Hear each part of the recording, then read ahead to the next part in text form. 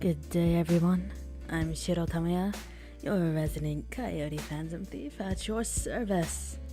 Hello, everyone. I hope you're doing well. Hope you're having a good day, and yeah. It hasn't been too long since the birthday stream, but even so, it feels like it's been a while.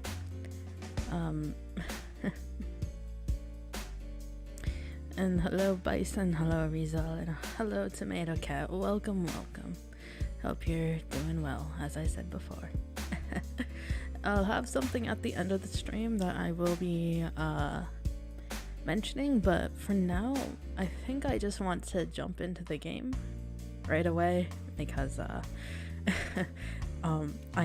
can hear the BGM music and the game music both in my ears, and it's kind of confusing to listen to. And hello Fresh, welcome, welcome. Hope you're doing well.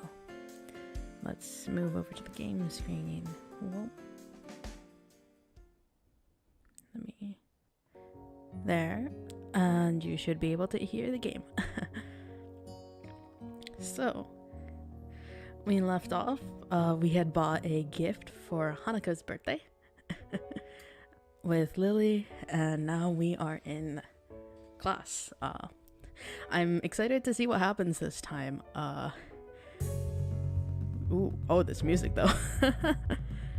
So yeah, I'm still keeping my eye out for those yabe scenes, because as you all know, I did not turn off the 18 plus content, meaning I have to get my censor always prepared. But anyways, let's go. Oh, this is a little loud. Hold on.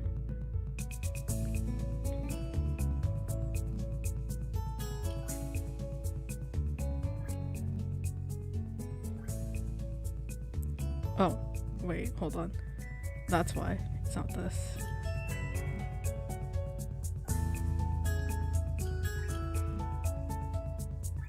Oh, okay. That's better. That's a lot better. I was wondering what was making the audio so loud. My apologies, my apologies. Return. This game is not horror. It is a romance visual novel. I am a big fan of visual novels, actually.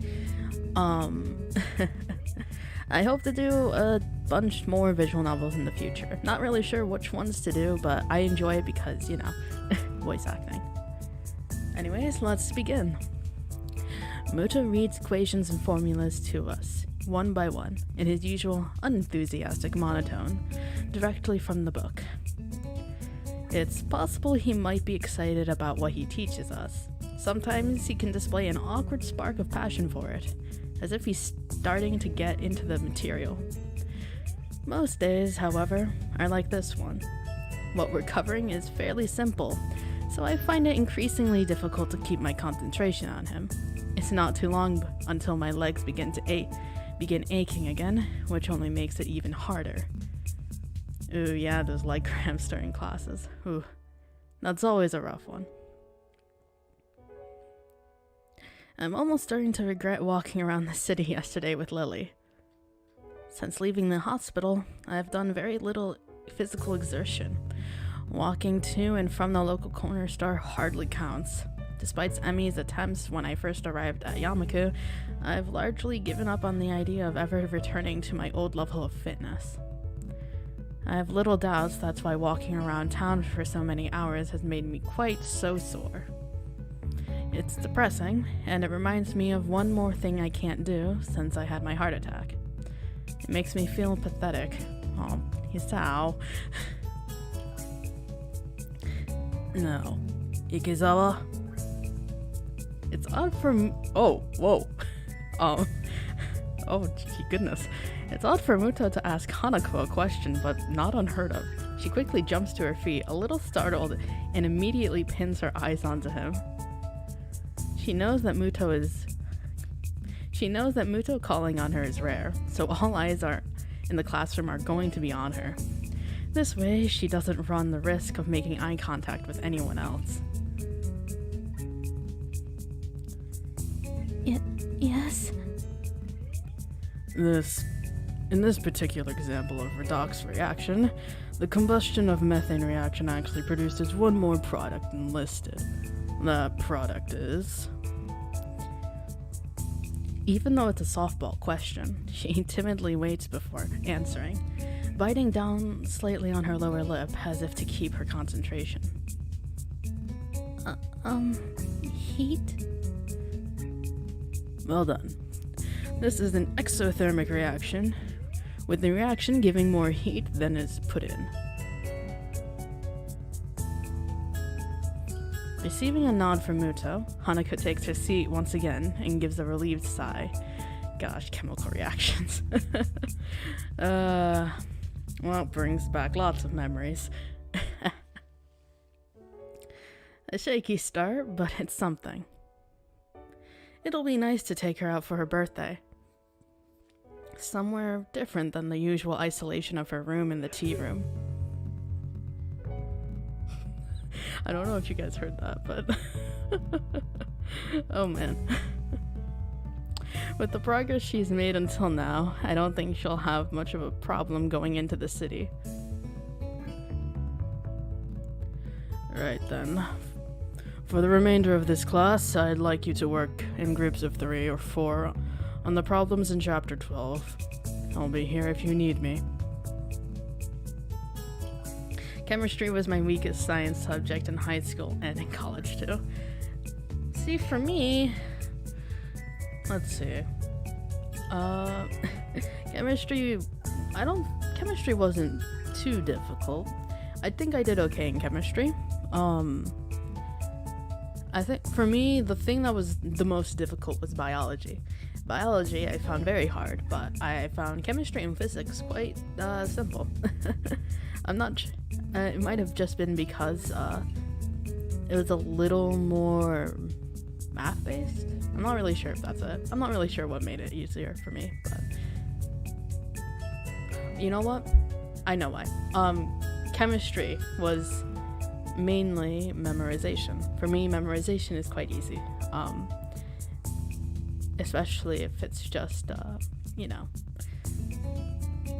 If it's simple enough, it's easier to memorize. The more hard, difficult things to memorize, I had to work a little harder for that, but otherwise, I don't think... No, it wasn't too bad. Biology, though. Biology is not fun. Muto sits down behind his desk, pulls some loose sheets out of a folder, and starts on some kind of paperwork of his own. I thought teachers were supposed to do that kind of thing after class, not during it. Oh boy, it's the two. Regardless, I look to my right to pick out someone to form a group with. Given the two smiling faces hovering near mine, I don't think I'm going to get much of a say in the matter. Oh, goodness. I suppose we have to group then. Oh, God. Misha's voice I made so stupid high. Hey, Chan. You want to work together? Okay. That's great. It's really been a while. It's been a while since I've had to do your friggin' voice. Oh, gosh. The class begins the process of noisily shuffling the desks around, with Shizune doing the same as she puts hers in front of mine. She's a little lucky to not be able to hear the din of the classroom, which is loud enough to cause some discomfort. I also remember chemistry. I actually worked a lot about that in high school. I don't remember if I got high marks or low marks. Yeah, I can't remember the specifics, but I think I did pretty well in chem as well.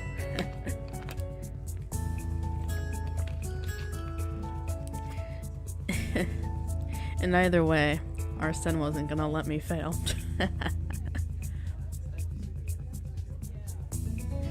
Truth be told, working with Shizune and Misha is probably a good outcome.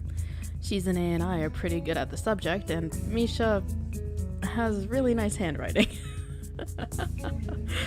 Man, his style, that's That's cold. That is cold-blooded. Also, I think this music is still too loud. I'm gonna turn that down a little more.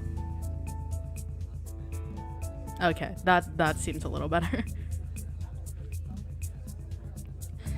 As I look to Misha, I notice a tall figure behind her. The shadow catches Misha's attention as well, and she turns to face the dark-haired observer. Aw. Hanako. Hanako wa tottemo kawaii da. Good afternoon, Hanako. Hello. Shizune finally noticed Hanako after looking up and following the gazes of Misha and I. In quick measure, she taps Misha on the shoulder to get her attention before signing away.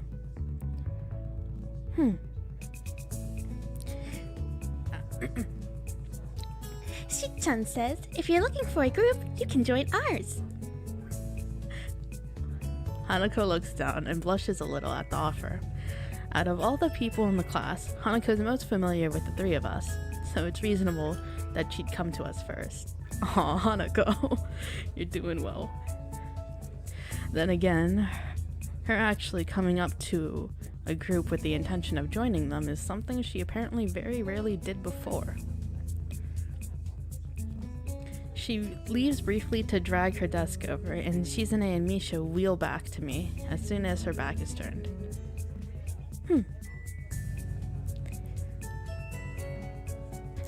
I guess we get to play again, Hi-chan. You hardly play with us anymore. I wonder why. You two always seem to have some ulterior motive. That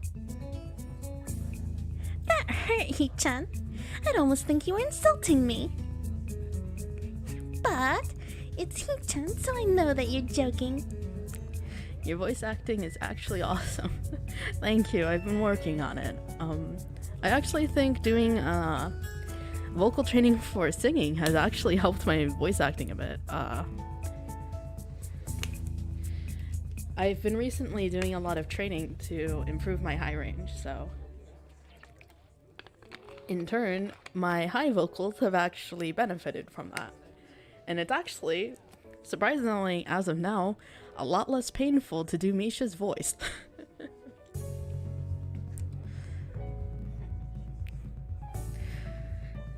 Anyways, such a great sense of humor about it. It'd be awful if someone were to take advantage of your good nature, like making you help them with their work. Oh, time to do Misha's voice. Laugh. Shizune seems excited for a second, a little surprised that I'm willing to challenge her, but when she sees Hanako coming back, she backs off with a smile.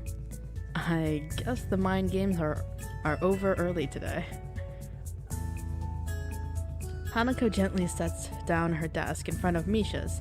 Her eyes are locked downwards, and I'm left wondering why until I look around the class. Most are busy setting up their own groups, but a few are casting curious glances at her. At this range, it's hard to tell whether that is where their interest in her ends, or if they are talking about her as well. Oi, no gossip about my girl Hanako. Korosuzo. Zettai ni korosuzo. If anyone hurts her, I will kill them. That is not a question. It's strange. No one bats an eyelid when Hanako runs out of the class to avoid group work, but now that she's making an effort, they're staring at her as if she's done something wrong. We all move to sort ourselves out, spreading our textbooks and worksheets around the larger surface created by the 4 joined desks. It isn't long before the class as a whole gets down to work. Hi, Hanako. It's nice to finally work with you. Yeah. Are you the reason Hi-chan's been avoiding us lately? Shi-chan says it's a little rude, but if Shi-chan wants to spend time with a cute girl, it's understandable. Well, damn, that's a little blunt there.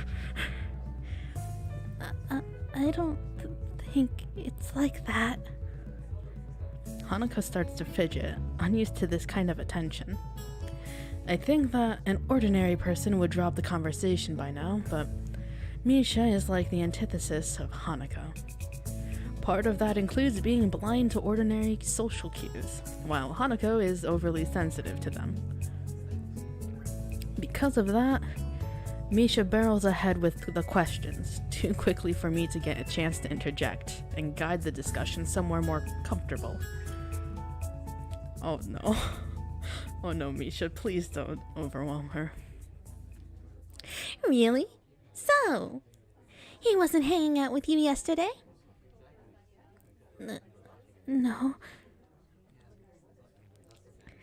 I can feel my cover being blown already. Lily... my throat. Lily didn't want Hanako to know that we were out buying presents for her, let alone planning out her birthday party. It wouldn't be good for her to find out. Yeah, I was doing something else. You know how it is.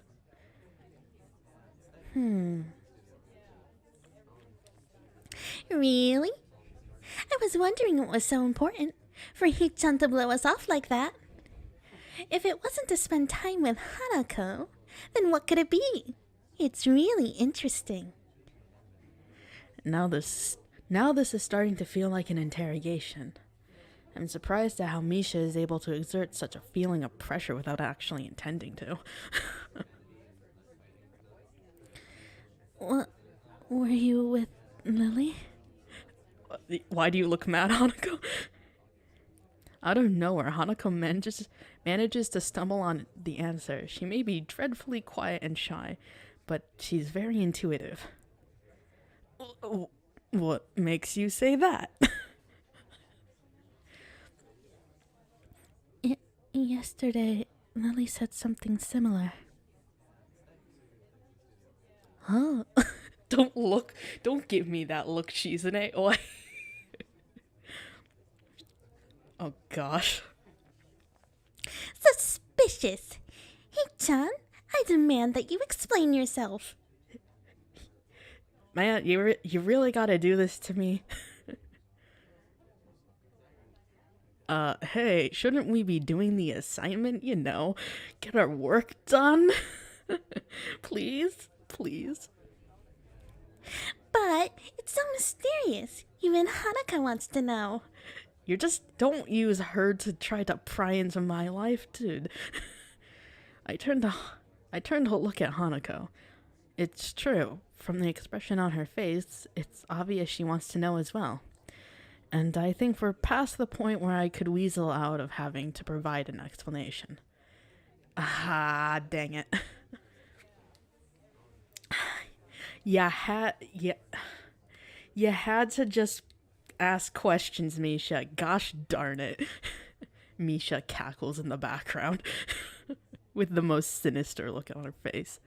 I apologize to Lily in my mind. She really did want to keep it a secret, but now it doesn't seem possible anymore.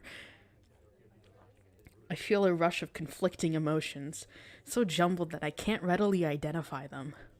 But they crash around in my head as I try to calm down and speak. Just like how I cannot speak normal sentences, even if it's in text right in front of me. I cannot say the words correctly.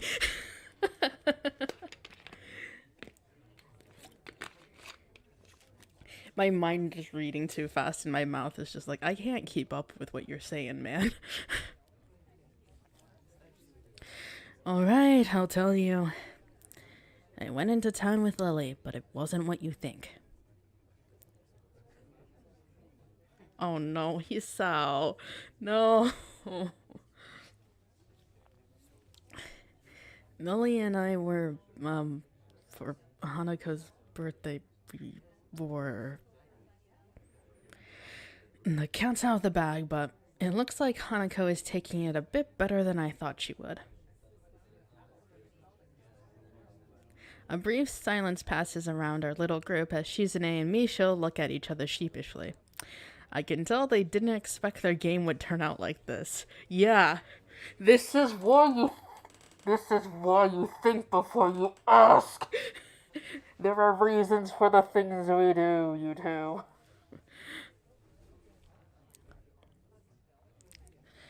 Misha looks up to Hanako in order to apologize, then pauses. Hanako is staring at the middle of her desk and barely moving, a maudlin expression on her face. I guess I was wrong about her taking it well. Oh no. Oh no no no no. Hanako, I'm sorry. There's a few moments of pause, but Hanako lifts and shakes her head. It's okay. Her expression looks odd, like she is very tired. That doesn't seem natural, but it's nothing alarming. Nobody really wants to continue with the current conversation, so we open our textbooks and begin our group work. Well, crap. This is pretty dull. While the equations were supposed to work out as a group will take a while, most of it is going to be boringly mechanical. It also doesn't help that... Oh, man, this music, though. It also doesn't help that It also doesn't help that while that didn't go as bad as it could have been, it has left an awkward atmosphere around us. Still, we manage. Oh, what is with this music box? This is like sinister almost. Shizune's face betrays that she has about the same expectations of our work as I do, and the two of us begin to write our group's results. Misha, on the other hand, is scrunching her lips and very visibly trying to make heads or tails of what we're doing. Hanako is looking on quietly, absorbing what we write and what I say. She usually has this same expression when the teacher speaks. It's a shame her attendance is so unreliable. With the way she takes in information, I think she'd do quite well in class if she actually followed the lessons regularly. I wonder if this might be why Shizune seems so hard on her. Hey, Hanako, do you understand this? Misha looks to Hanako, but I suspect her hope is more to find a comrade in ignorance rather than genuine help.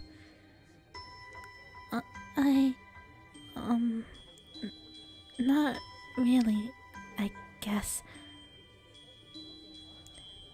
I'm surprised at how tense she is answering, but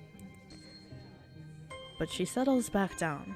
She breathes out, and the way her upper body and head lower remind me of a deflating balloon. You okay? I could go over this bit if you want. Hanako shakes her head slightly, but then again, I don't think she needs the extra explanation despite what she said.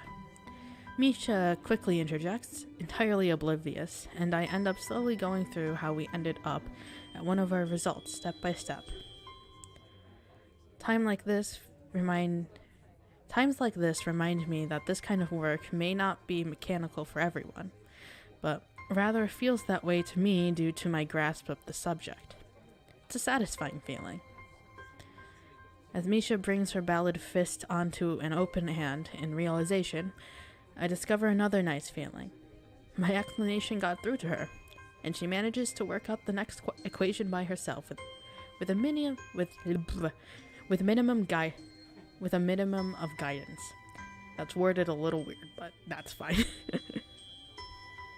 Throughout all of this, Hanako is unusually unresponsive. Oh no, Hanako.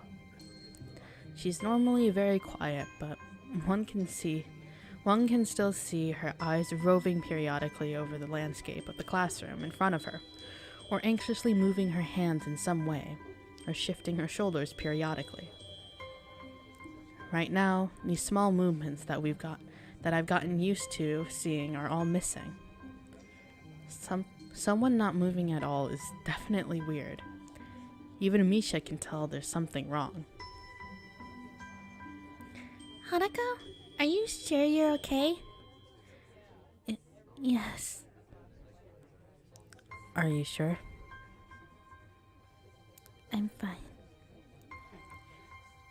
A little more strongly this time, but she turns away as she says it. It only makes me doubt her answer, yet at the same time, I can tell she doesn't want to talk about it further. Oh. Having already had one very awkward conversation today, that I'm still not fully over, I don't want to pursue the matter too much either. We settle back into our routine, debating over our answers, whenever a doubt comes up. But as time goes on, I notice that Hanako isn't talking at all. It's frustrating. She had made so much progress. It makes me a little angry at Chizune and Misha for undoing the surprise Lily had wanted to keep secret so much. I know I'm at fault too. Maybe I could have kept it under wraps somehow. Chizune had also noticed Hanako's silence as well, and is also getting antsy. I can see it on her face. It's strange that even though she is deaf, Chizune has perceived Hanako's unusual quietness sooner than Misha. Hanako,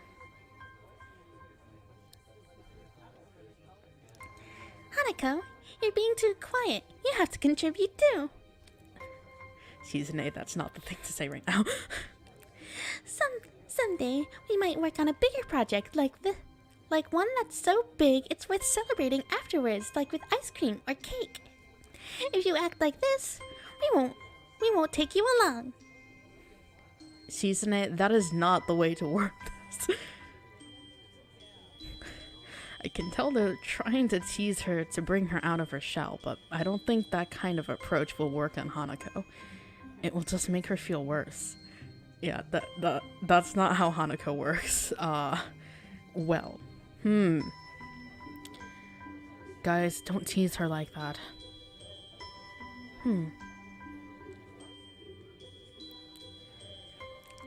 Hit-chan, it's all in good fun. Shi-chan says she teases everyone anyway. They do back off though, with Misha moving away from the issue by asking me a question again. On seeing how difficult the problem she is working on is, I don't know whether it was a skillful dodge or mere coincidence. It takes way more of her time than necessary because Chizune keeps disagreeing with me, while I'm trying to explain it to Misha. And Misha is quick to believe her over me. So quick, in fact, that she forgets to translate what Chizune is saying. Hey, the clock is kind of ticking down. We should speed it up a little.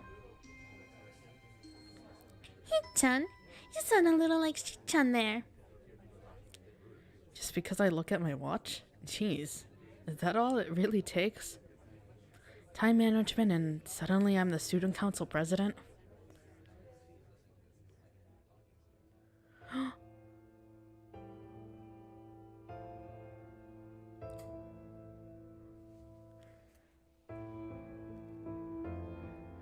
Hanako, oh no. Oh no, baby. I look at Hanako's desk to see how she's doing and freeze. Our papers are covered in equations, but Hanako's only halfway there. It seems like she hasn't written anything in the past 20 minutes. When I realize that, I want to kick myself for how dumb I've been. I should have known that someone as fragile as Hanako wasn't going to brush off what happened so easily. But I've been too eager to move on from an awkward situation to notice. She has been slowly shutting down for the last half hour, and I had no clue. Her pen is still in her hand, but she doesn't slowly spin it around like she usually does. There isn't a single idle movement from Hanako. Only the fact that she tries to inch away when she feels Shizune. Misha and me looking at her tells me that she is even still conscious. We look away, and at least in my case, it's partly out of shame that it's gotten to this point. And also, hi Ariel, welcome to the stream. Hope you're doing well. We're at a very interesting point. Hanako. No, don't be sad. Also, please check out Ariel's channel. She is a VTuber and V-singer, and she makes very, very nice music.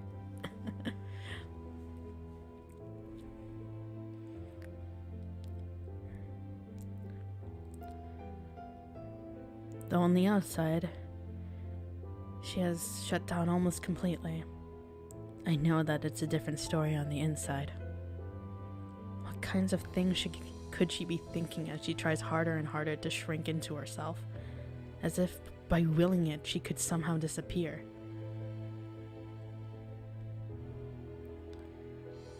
Everyone is looking at her now, stealing quick glances in between, putting the finishing touches on their work. Aww. Misha attempts to ask her what's wrong, but that only seems to make the problem worse. If she weren't frozen to her seat, she would probably run out of the room right now. Oh no! Hanako! God dang it. I'm gonna hug her. Oh, this music doesn't help the mood either. Ah! Misha's questions are loud enough to be heard throughout the entire classroom. And for a second, I'm ready to snap at her, because I can only imagine how much worse it's making Hanako feel. Of course, if I were to do that, it would only make the situation worse. I'd believed that Hanako had gotten stronger, and she has, but it wasn't enough, and I was too eager to believe it. Now she's terrified, alone in the middle of the classroom, and there's nothing I can do without drawing more attention to her. It's infuriating. Misha's worried, and even Shizune is biting her lip. None of us know how to deal with this situation, so I decide to call Muto. His judgment would probably be better than ours. I look up and manage to catch his eye, silently motioning for him to come over. I want to make as little a fuss about this as possible, since if there's anything that would make this worse, it's more attention being focused on her. I know that Hanako can see everyone staring at our group, specifically at her, because they know if there's a problem, it has to be her. Oh, no. Everyone knows her, and it's the first thing anyone's mind would leap to. Her usual reputation for being a truant has marked her as an unusual person, even in unusual Yamaku. Who knows how many times they have stared at her before. Maybe it's because she's seen the class staring at her so much that she fears their gaze like she does, cowering from them. The time it takes Muto to walk over must be like an eternity to Hanako, and she looks as if she's about to fall over. Muto quietly begins to ask us what's wrong before catching himself as he sees Hanako. Did we upset her? Don't worry. Muto bends down after calming Misha and looks intently at Hanako's face. Hi, Ikezawa. Can I help you at all? His voice is hushed and gentle. Everyone's acting so different around Hanako now that the whole class has noticed something's wrong with her. Hanako doesn't respond, so Muto gently rests a hand on her shoulder. Oh no. She starts shaking at his touch, but won't even look up. Hanako continues to stare into the equations on her desk, vision so unfocused that I doubt she even sees them. She's even worse than before. I remember that not even an hour ago, she was able to talk to him almost normally. Muto grimaces a bit as he stands again. And now that his expression's changed, I can see he wasn't exactly unaffected by what happened either. He takes a breath to settle himself before speaking in a very quiet tone. I'm a little impressed at how quickly he takes control of the situation. Also, hello Yuki, welcome to the stream. Yeah, this scene is, this scene breaks my heart.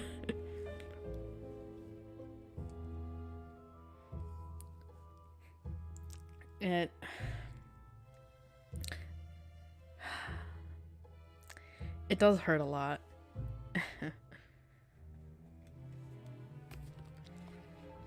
Just seeing someone just have that kind of shutdown in public. There's no feeling. It's hard to describe that kind of intense feeling, and I can't imagine, in consideration, to how, the mental state Hanako could be in. I can only, piece together and imagine what it could be like, and because for every person it's different. But this breaks my heart. It really does. And also, hello Riddick Ranger, welcome to the stream. I hope you're doing well, and welcome to pain. I wasn't expecting the pain.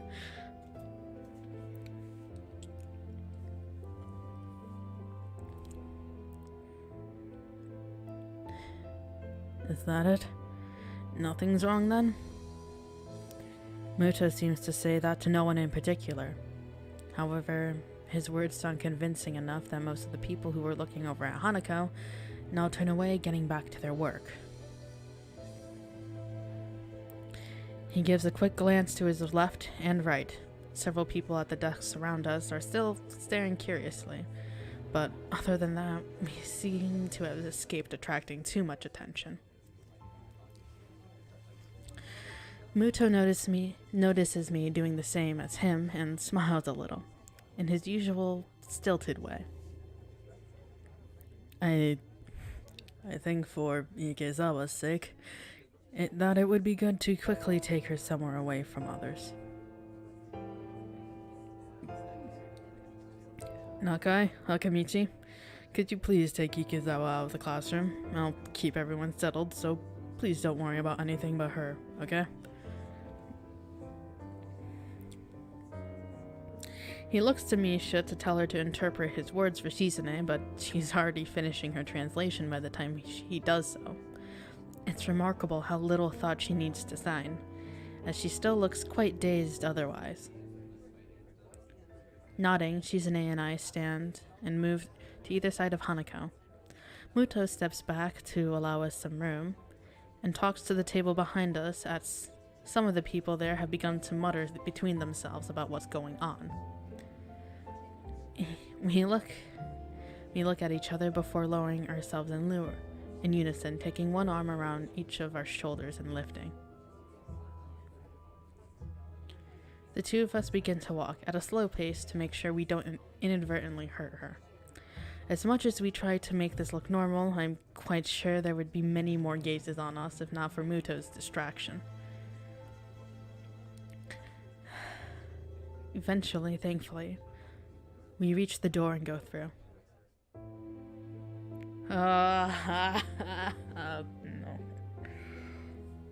No.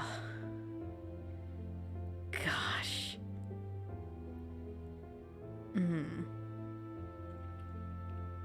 Also, hello Grim. Welcome to the stream. I hope you're having a good day.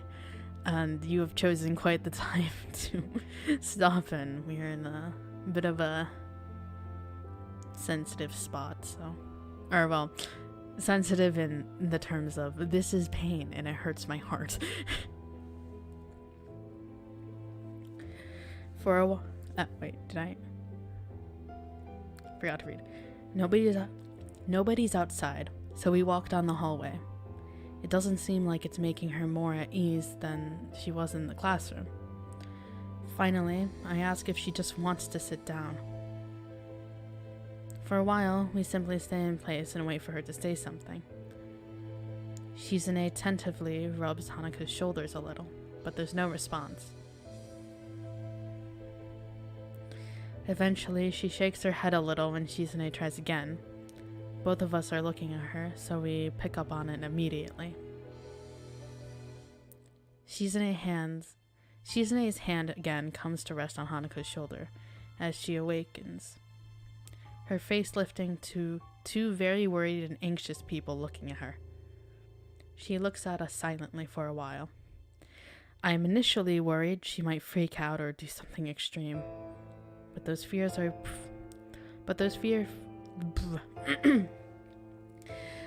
fears prove unwarranted, as her expression slowly changes from almost a lifeless blank stare to a more normal withdrawn shyness. She wordlessly lowers her head, her eyes evasively moving to the side. She looks embarrassed, almost ashamed. I want to say something, anything, to help. I can't, though. I don't really know what just happened, or what even caused it. I feel helpless and ashamed of myself for not being of any use.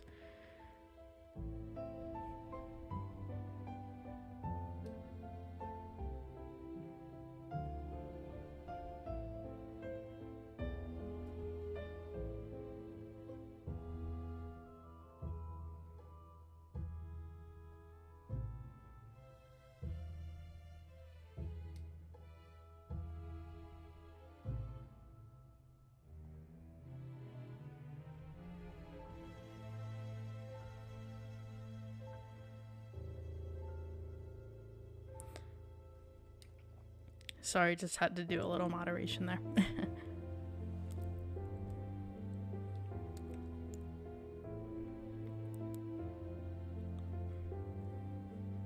Shizune sighs before looking at me. Even without words, I think she can tell what she's asking. I'll take Hanako to the nurse. Is that okay by you? I tried to communicate my intentions through hand gestures, but I don't feel like I managed to get through to her very well. Shizune makes a dreary face in response to my gesticulations, confirming my impression. She stabs a finger in the air decisively, first at me, then at Hanako, then pointing towards the stairs. She waits for me to nod before pointing at herself, then pointing at the door to the classroom. I get the feeling Shizune is much better at this than I am. I nod at her, since her plan is, after all, the same as mine. Shizune gets ready to make her exit, but she only leaves after looking at Hanako for quite some time.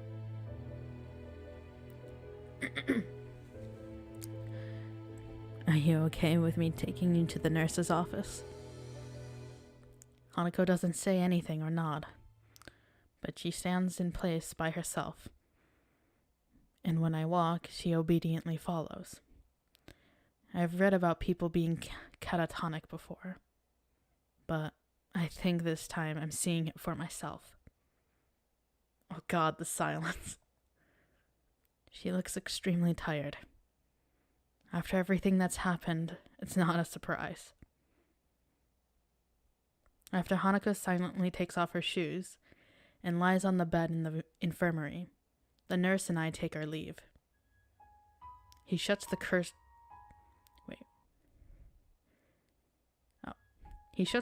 behind us. We both take a seat, and I quietly and thoroughly go through everything that happened in quite some detail. I want to understand what happened, and the nurse has as good of a chance as anyone of knowing. He nods throughout my explanation, his face looking troubled as I finish.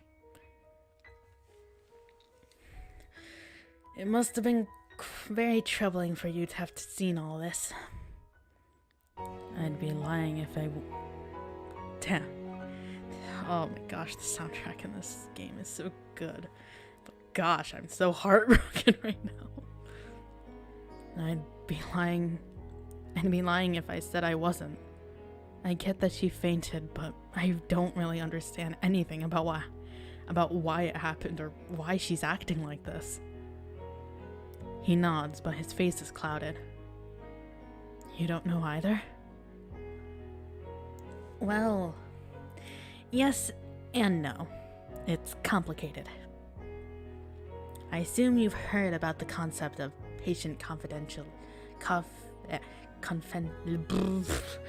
I can't speak. Confidentiality at some point. This is a bit of a minefield in that respect. I'm going to put this matter pretty bluntly. This is a matter for Ikizawa, me, and her therapist. I moved to protest, but I think it's better. I think better of it. I want to deny what he says, but if I think through this rationally, what he says makes perfect sense. I understand.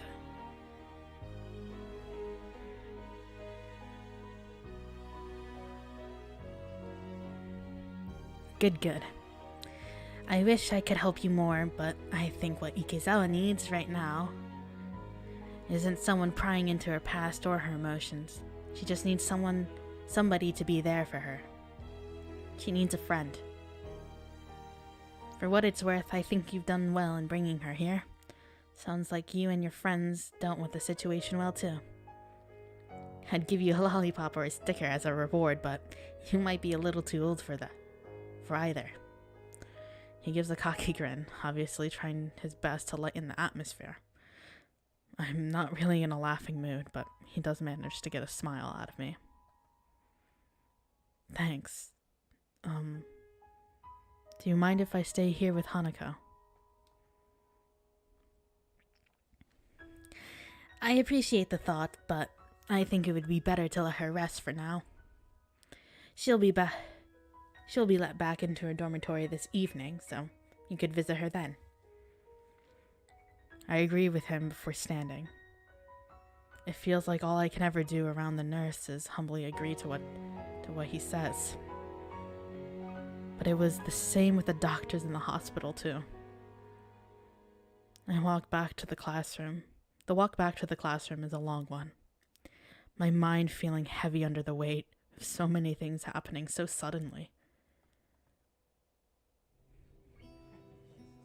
Even as I re-enter the classroom, I'm thinking about Hanako.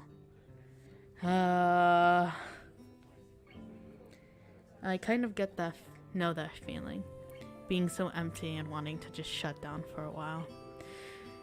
Yeah, I think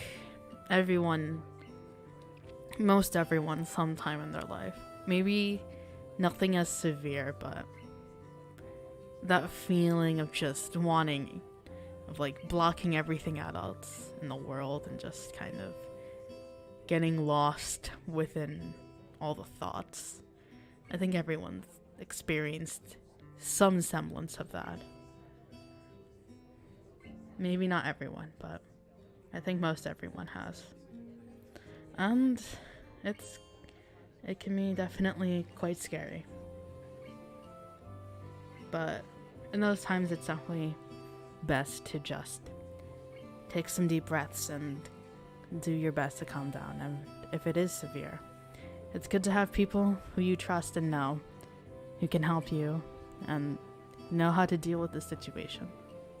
Just like in the game. It's a very real example of just being able to know what the situation is and understanding how to act within it.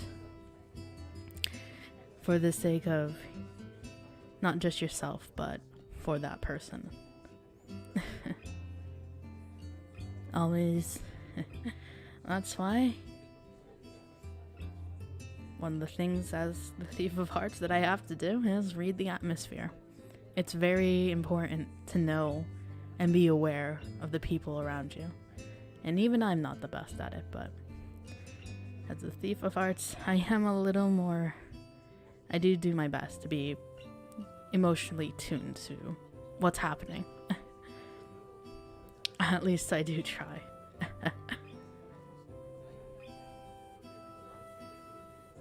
My stomach feels like it's turning into knots while I think about how to deal with her. I still don't know what I'm going to say when I see her again. Thankfully, the class doesn't pay me much heed. There are a couple of questioning glances, but overall, not that many people seem to be aware of what happened. Muto raises his eyebrows to get my attention when I pass by his desk. Nakai, I take it Ikezawa's in the infirmary now? Yeah, I took her there. The nurse said I should let her rest. Muto nods, assuring me that I made the right call. He scratches his chin for a second before rising from his desk. Everyone, I want you to continue with the exercise. Nakai, I'll see you in the hallway, please. His speech is hushed, but overall, he doesn't seem to be acting too differently from how he usually does. Being a teacher, maybe it's to be expected. As we go out into the hallway, I notice him taking a quick glance left and right to check if there are any students milling around. The hallway is nearly soundless, but I can't think of anything except waiting for Muto to speak. Nakai, what do you think the purpose of this school is? To cater to the needs of disabled students? Muto scratches his head as he shakes it. No. If we wanted to do that, we would have built a whole new school from scratch. One floor, talking whiteboards, that kind of thing.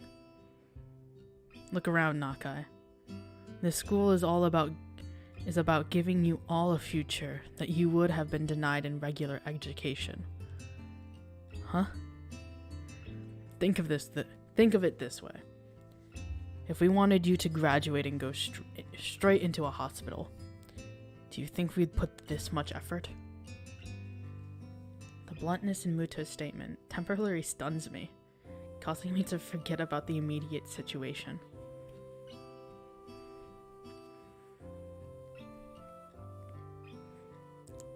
No. That's right. We want you all to leave here as useful members of society. I'm not quite sure I'm following you. I have high hopes for you, Nakai. You're possibly the first student I've had that gets my lectures. That isn't something a teacher should be admitting so freely. You could easily take your studies of science well into university. Have you ever considered that? I can't say I have. Well, what have you considered? For your future, that is. I can't say I've put that much thought into my future. For a moment, I'm distinctly reminded of Lily questioning me about the same subject. It's only been a little over 5 months since I was gasping for air on the ground. It's much too soon to be thinking about the future. And besides, Hanako's problems seem much bigger to me than right now. I smell a favorite student. Possibly. Also, hi, Frog's Echo. I hope you're doing well. And once again, thank you so much for the art. I really did love it. It came out so good.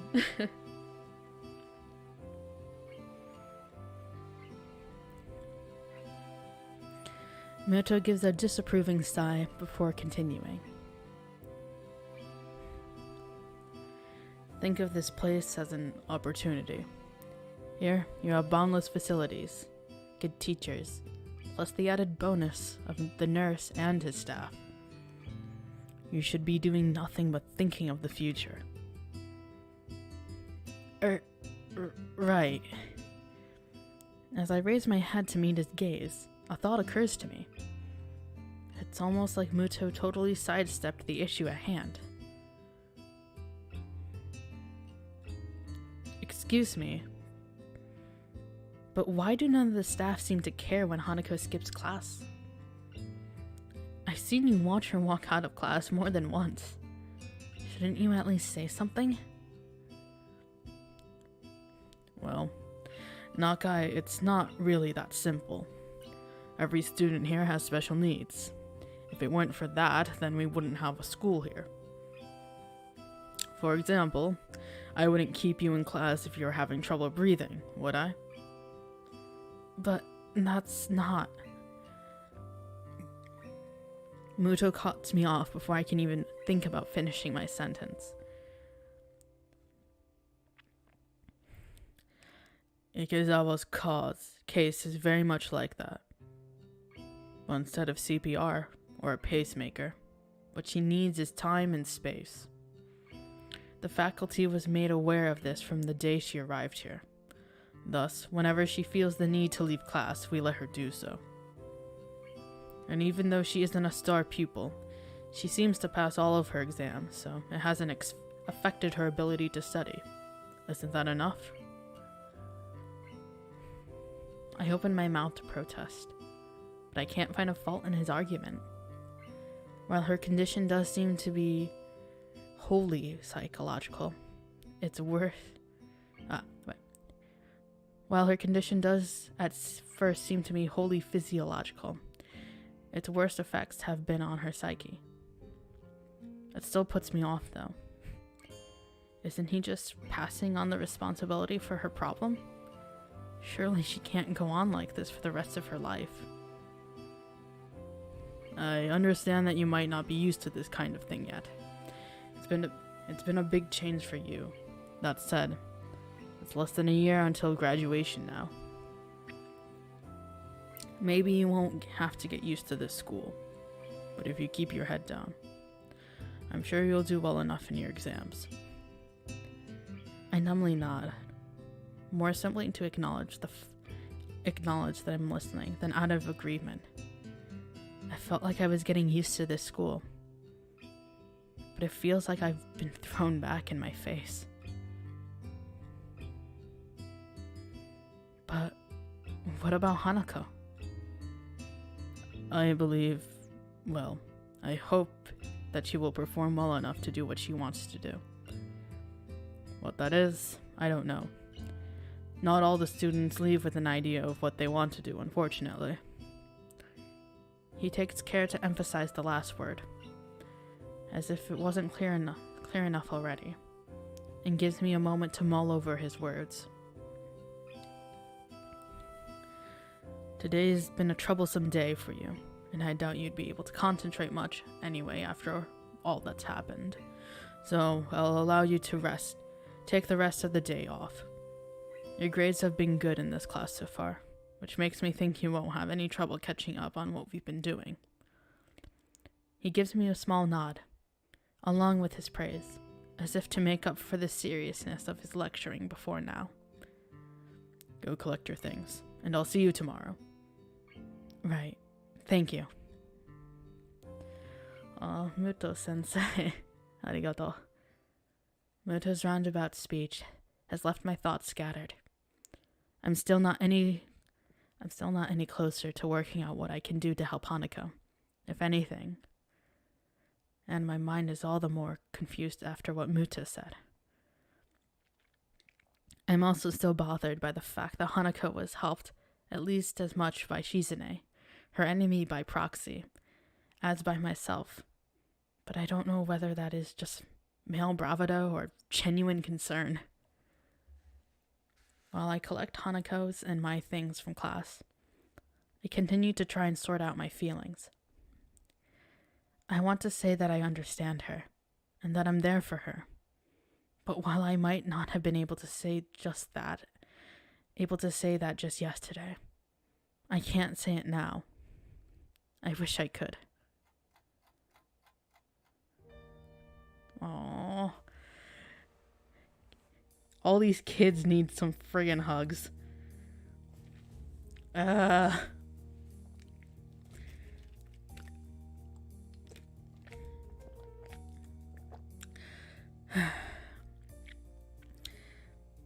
lay on my bed, trying to collect my thoughts. Oh. After Hanako's panic attack, I found myself fundamentally reassessing the relationship we share, and what I know about her. I had a hard time dealing with 4 months in the hospital. One look at her scars tell me that she was in one for a lot longer than I was. But that as it may, I know next to nothing about her past. She has told me about the house fire, but only in the most basic way. And what of her family? I still haven't asked Lily about them. There hasn't been a good opportunity to bring it up. I don't know where she grew up, or what her old school was like, nor of her past friends, her wishes and ambitions, not even her tastes in music, food, and movies.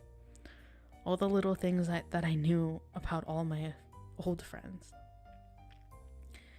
Just what have I been doing for all this time I've been with her and Lily?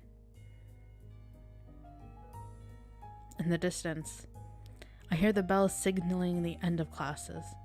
With any luck, Lily will soon realize that neither Hanako nor I are around and return to the dormitories.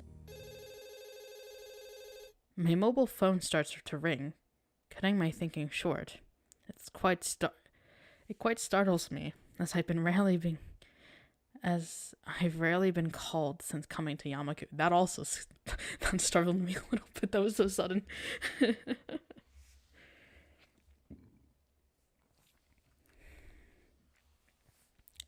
Hello, this is Hisao Nakai speaking. Oh, Lily. Oh, Hisao. I'm glad I found you. You weren't at any of our usual places, so I thought this would be the fastest way to contact you. I should have guessed it would be Lily, as she's one of the few people I've given my number to. Even through the phone, her voice sounds slightly on edge. Hanako and I left class early. She had some kind of panic attack. The line goes silent. If it weren't for the background static, I would have thought that Lily hung up on me.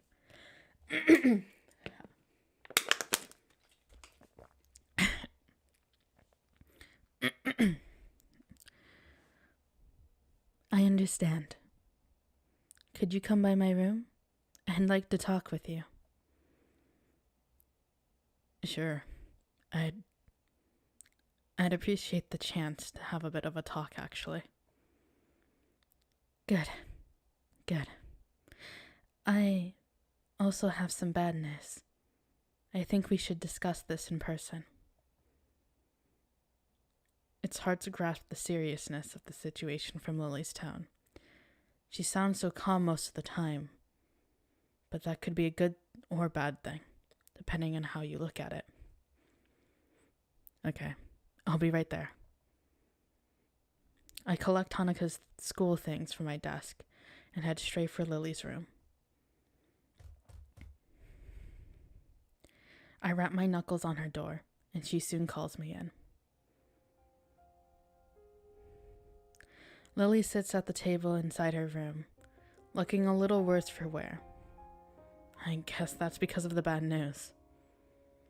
Following her gesture of invitation, I sit across from her and lay Hanako's things on the table. Oh boy. Well, there's no point in either of us waiting. Would you mind going first, Hisao? What happened today? My memory of the incident is already beginning to fade, but I explain it as best as I can to Lily.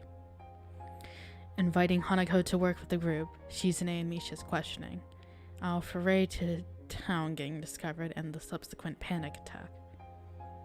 I add Shizune's reaction almost as an afterthought, but Lily seems to take some kind of comfort in hearing about it. I guess rivals don't become rivals for no reason. There must be some history there, but now isn't the time to explore it. I see. She had said her therapist sessions were helping, but I had my doubts. It's quite the shame. Her birthday has caused problems before, but I had hoped that she would have improved with you around, and the more intensive therapy. Where is Hanako now? Last I saw her, she was in the infirmary. I guess she's gone back to her room by now. She wasn't in the library or tea room when I checked, so I can only assume that too. You said you had some bad news. What's the matter? Does it concern Hanako? My goodness, this music's so intense. Lily shifts her position, the body's way of saying she's searching for the right words. My aunt has fallen gravely ill. I'm afraid I'm going to be heading back to Scotland to visit her and to spend time with my family. What? Is she alright? When do you leave? I'm not altogether sure of exactly how she's faring at the moment, though last I heard she was stable. I'll be leaving Saturday. It's the earliest flight that I could get. Oh no. Gosh darn it, this is not great. Stable. That's the code for needs to stay in the hospital. I've been stable long enough to know that. And I know that it doesn't necessarily mean someone is in good condition, but merely treading water. On the upside, stable is much better than critical condition. At least she's not on the brink of death. Stable. That's a relief. Yes, but this means that I won't be here for Hanako's birthday. Oh no. Oh gosh. Dang.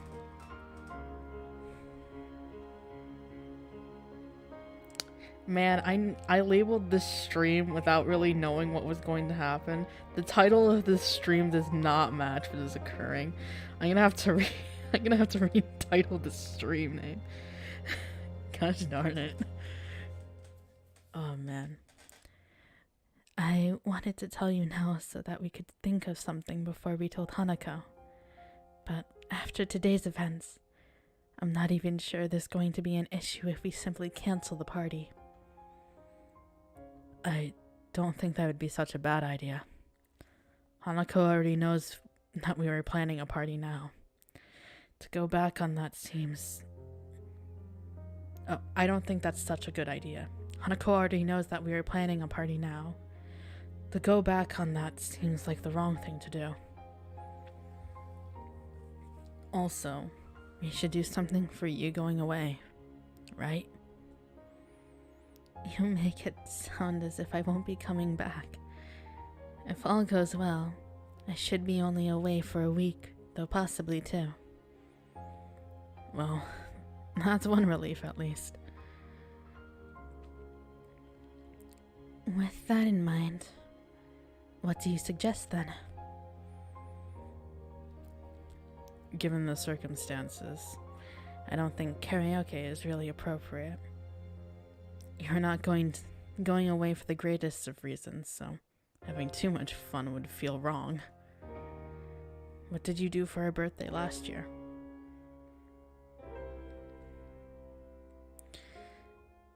Last year, I literally couldn't get her out of her room. She locked the door. Oh gosh. Oh my gosh. Oh.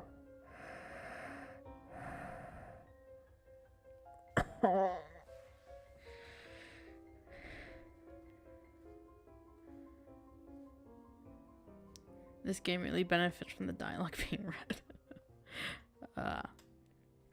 Hi Arsenic Sky, I hope you're doing well. Welcome to the stream. Welcome to very intense music and very serious matters being talked about. Oh gosh. Yeah, I need to retitle this stream when I'm done. This is not what I was expecting. Oh my. My heart.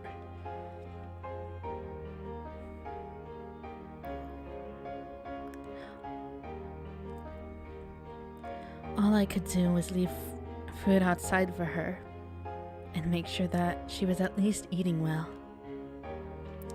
This is perhaps the most depressed I've ever seen and heard Lily act. I feel sorry for her, given how defeated she must feel to be unable to help her closest friend.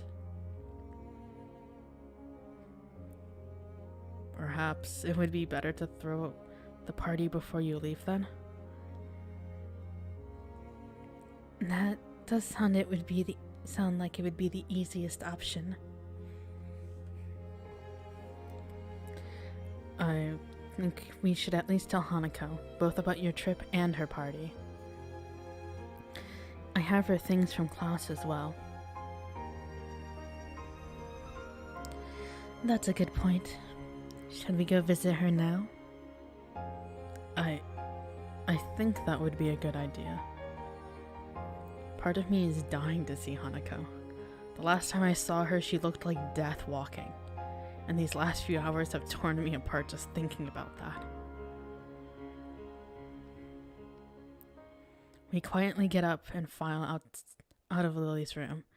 Hanako's room is next door in the same hallway. Knocking lightly gets us no response, but the door proves to be unlocked. Lily pauses for a moment as the handle unexpectedly moves under her hand before opening the door.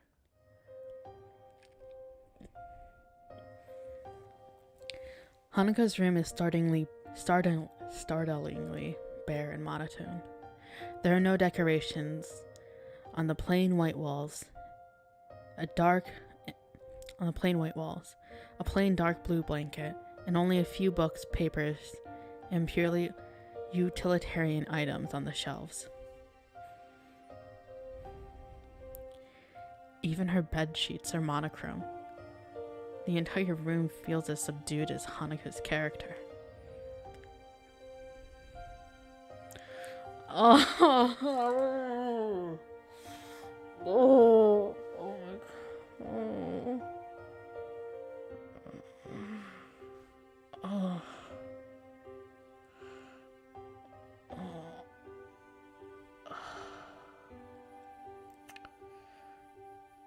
God, this really hurts in a really different.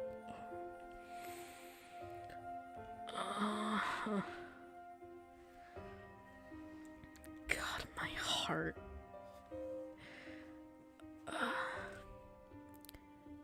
Hanako herself is lying curled up on her bed. She may not be crying now, but her eyes are closed tightly to stop herself, and the tracks left by the tears still sit on her reddened cheeks. I quietly walk in and set her bag down on her desk, afraid of startling her too much. Hello, Hanako. Hisao told me about what happened today. Are you alright?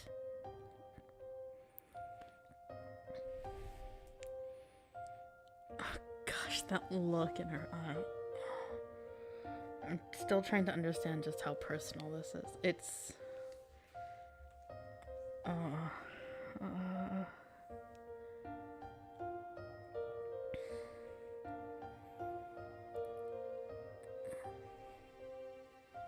Hanako's eyes open, though only a little.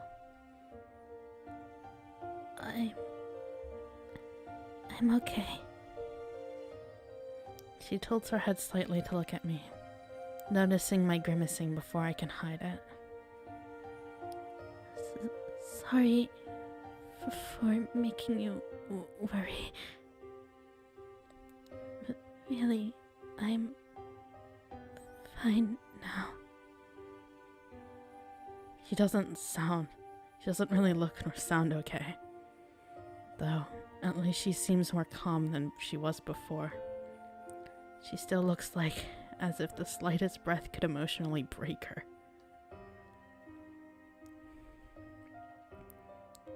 said it before, right?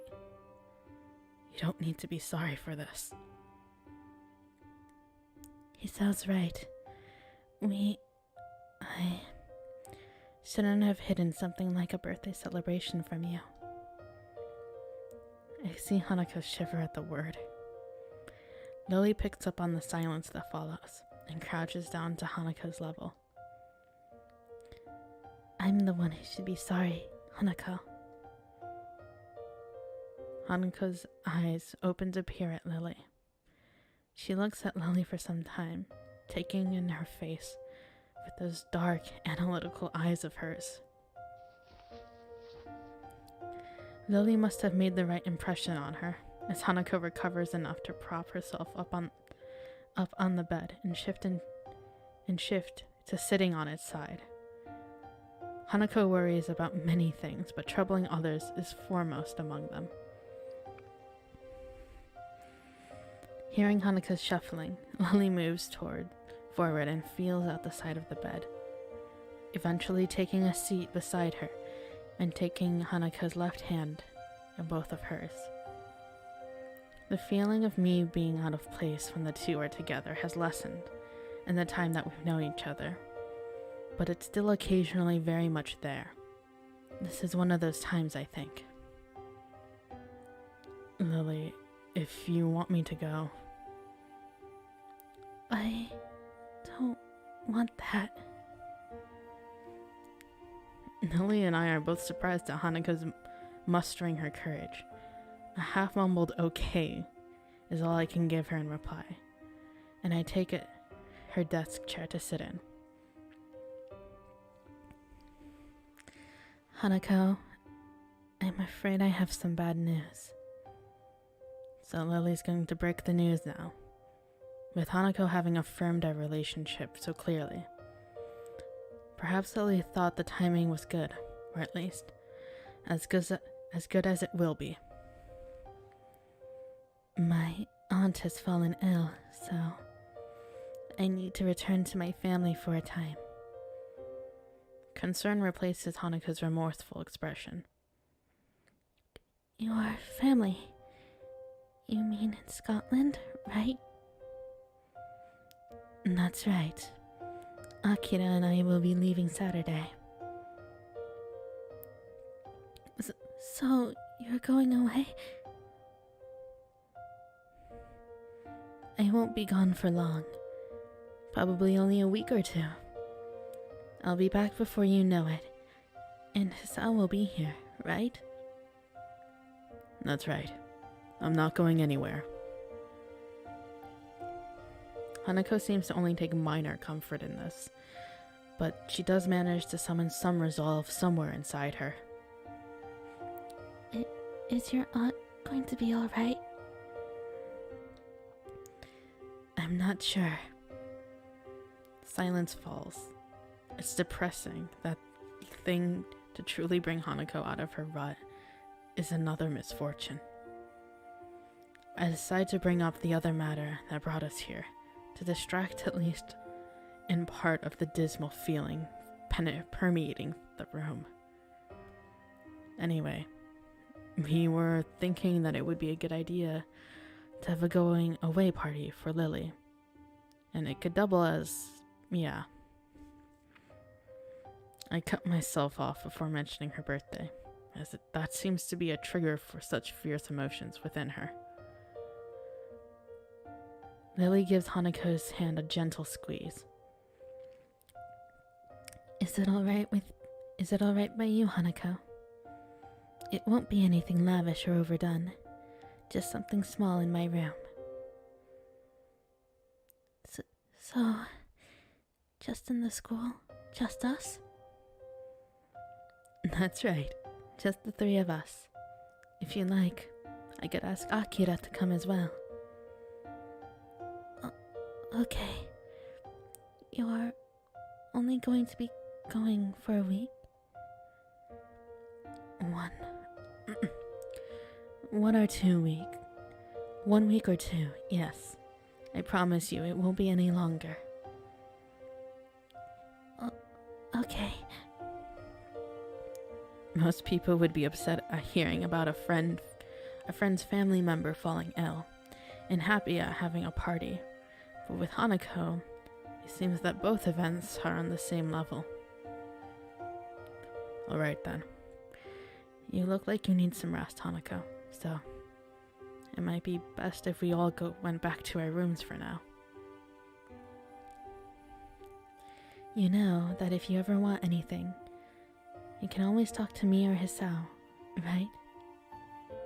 Lily's voice is pensive, an unusual edge for someone as confident in herself as she is. I understand. Thank you, Lily. Hisao.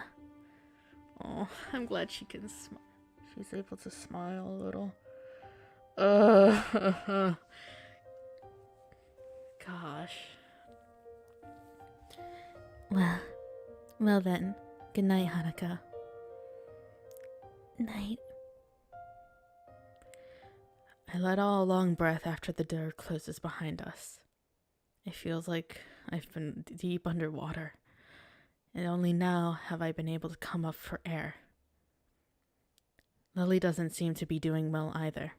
She looks pale and drawn. Are you all right? I'm just a little tired. It's been hectic recently. Have you slept at all? A little tired sounds like an understatement, given how you look.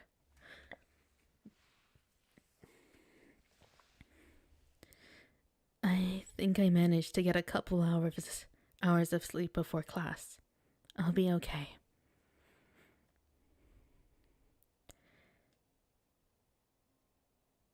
I feel bad about pressing Lily right now.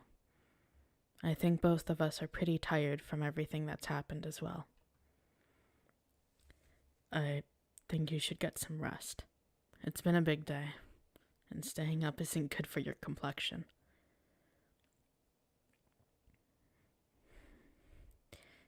Thank you for your concern, Hisao. Good night then. Okay. Good night, Lily. I leave Lily in the hallway as she opens the door to her room and begin to make my way to my own. As I walk down the quiet hallway, I can't get the image of Hanako out of my mind. Huddled and pitiable, lying helpless with tears on her cheeks. I began to think that she was just a normal, if extremely shy person. But her problems run much deeper. Trying to take our relationship further than what we share now, when she's so fragile and vulnerable, wouldn't be right. I don't need to be more than her friend in order to protect her, to try and stop anything like this ever happening again. The possibility of my feelings for her going beyond that doesn't matter anymore. Hanako is precious to me, and that's why I can't take advantage of her. But even so, there's still a sting that I feel when I think that way.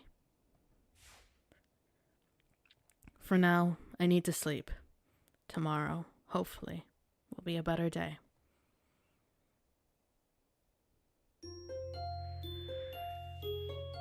Oh my god.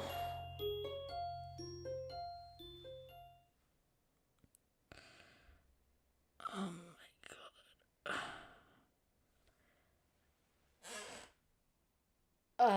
god. Wow. That was a lot. And it's still barely been an hour and a half. Or well, it has almost been an hour and a half. That was a lot to experience in just an hour and a half. Oh my gosh.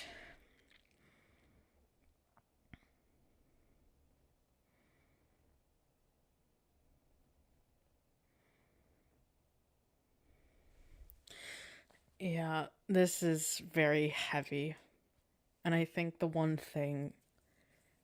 thing I really like about this game is that it does do a good job and making sure that that it does feel very real and very much like something that can happen. And, you know, it's very close to reality in some ways. And I think for a good amount of people, I think a lot of these emotions can just be pretty relatable. It's, man, that was heavy. That was really heavy. I hope she's okay. Oh, man. Hanako is more noticeable in her absence than when she's in the room. I feel her empty desk calling out for me. I find myself peering over my shoulder endlessly, hoping that I'm hallucinating and Hanako will magically appear.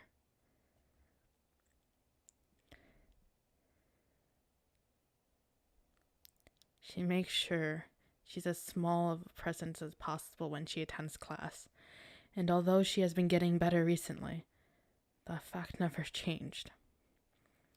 Nobody ever pays her any heed in class, and now that she's not here, they don't notice her absence. It's as if she just never existed. Lily did say that her skipping class wasn't an unusual thing before I met her, but it's still very off-putting. It can. I've personally experienced close to that level, just not on a violent degree. Yeah. I think there are many people who could relate to some degree, for sure, of that entire scene. No matter the character, you could feel, like, I think for pretty much all the characters, so if you related to anything in that scene, you could have related to pretty much any of the characters to some little degree even. So Hisao or Lily or Shizune or Misha and Hanako, of course, as well. I don't know, maybe even Muto. It's just like,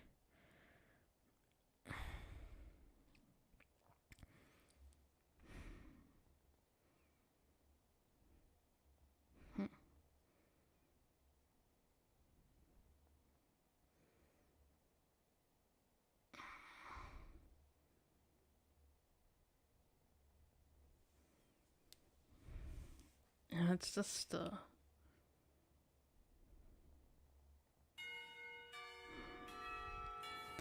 bells heralding at the end of school make me jump in my seat. It's only now that I notice Misha is still prodding me in the side with her mechanical pencil to get my attention.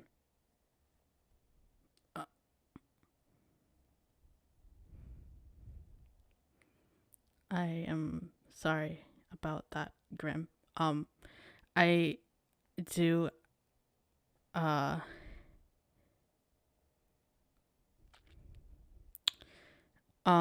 for the sake of keeping the chat at a relatively more appropriate level, I'm going to have to remove that comment, but I'm sorry to hear that did happen.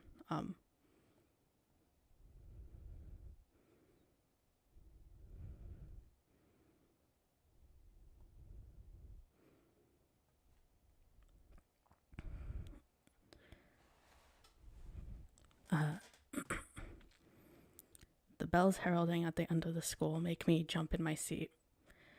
It's only now that I notice Misha is prodding me in the side with her mechanical pencil to get my attention.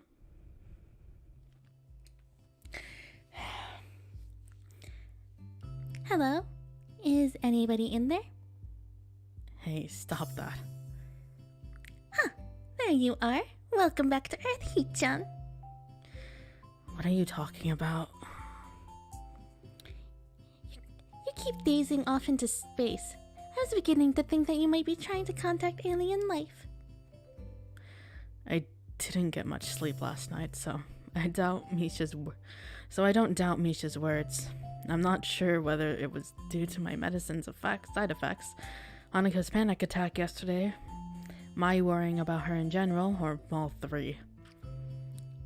I'm back. What just happened? Well, it's all probably kind of just described all of it. Lots of dark, heavy things.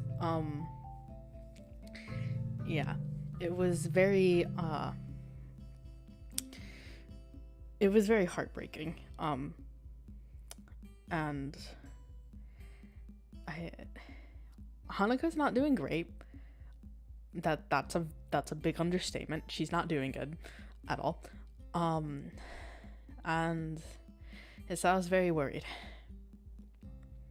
Oh, that's one way to change the atmosphere. Yeah, doing Misha's voice is definitely one way to change the atmosphere, for sure.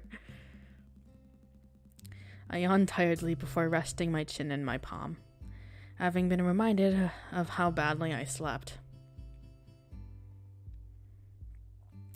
Hey, are you really alright? Yesterday kinda rattled me as well. Yeah, I guess. I wanted to speak to Hanako again, though. Did you see her last night? Yeah, Lily and I talked to her.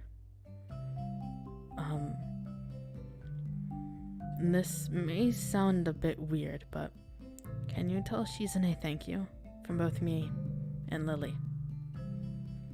I know Lily technically didn't thank Shizune, but I could tell by her reaction last night that she wanted to. At least, that's how it works out in my head. Don't give me that look, Shizune.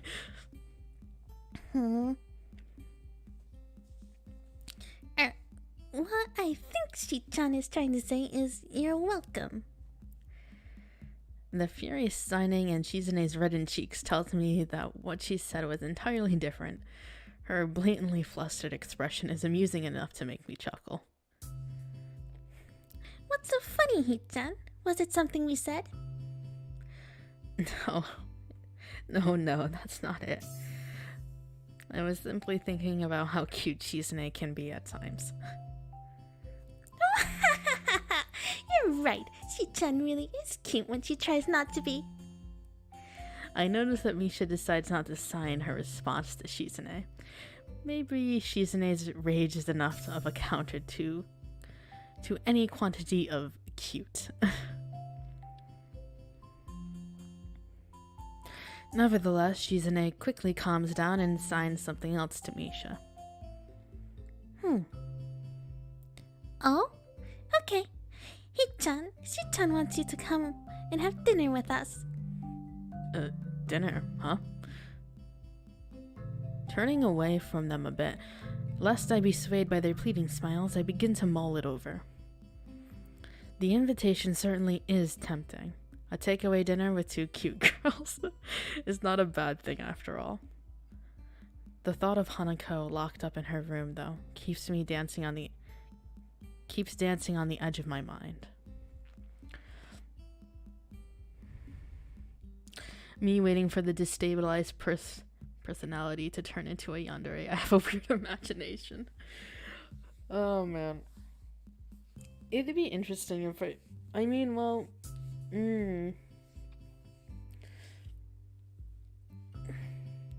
I need to find another visual novel that can get me to voice a yandere character. I would like to do a yandere voice for someone.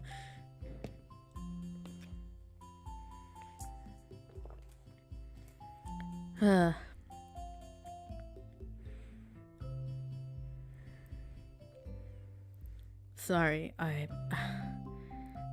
I'll have to pass. Aww. Misha doesn't sign my response, but Shizune picks up on it easily enough and grimaces in disappointment. She moves her arms, assumedly beginning some form of either protest or coercion, but stops herself and taps Misha's shoulder twice. Once Misha gives Shizune her attention, the only statement Shizune has on the matter is a shrug. Oh well, it's your choice, Hee-chan.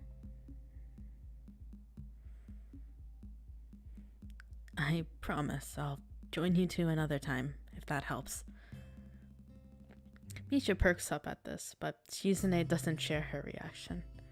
With a flick of the head to signal for Misha to follow her away, Shizune simply raises her hand to silently wave me goodbye. As the two make their way out the door, I return the gesture until they're out of sight. I didn't think they would be so disappointed, and it makes me feel a little bad for ditching them. Still, I have things to do. The girls' dormitory is especially rowdy today, with a number of girls loudly playing games and watching the television in the common room on the first floor. I can hear their voices even now, standing in front of Hanako's door. It's an odd contrast to the emptiness of the floor she's on.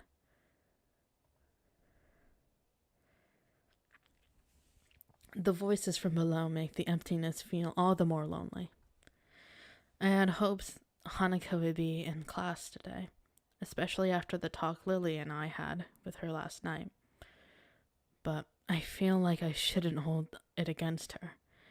It was a pretty awful episode to have experienced it firsthand. Must be all the worst.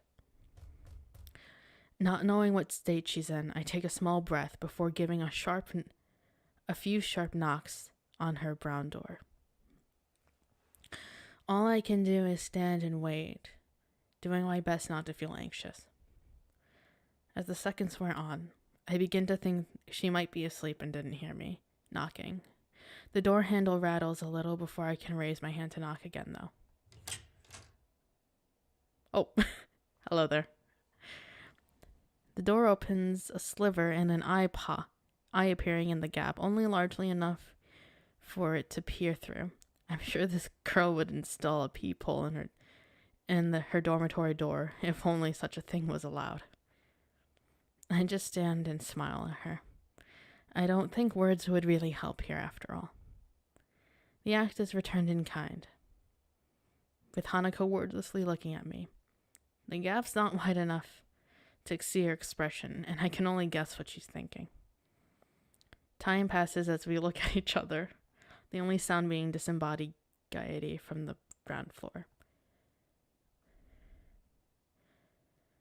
I'm not sure how long it takes, but eventually the eye moves away. I keep wondering whether she'll let me in or shut me out until the door slowly begins to creak open.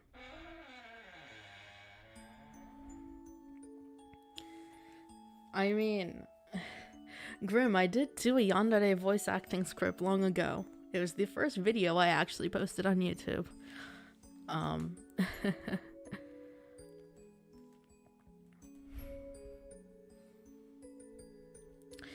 This is just,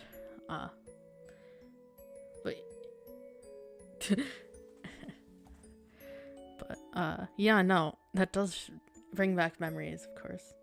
The first voice acting script I ever made. I'll need to do another dere script thing for YouTube one day. But I do want to improve, I think, my voice acting a little more before I attempt doing that.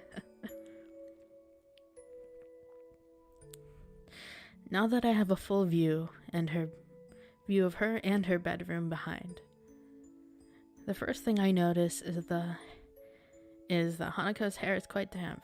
She's recently showered, which is made even more obvious by the scent of shampoo wafting towards me.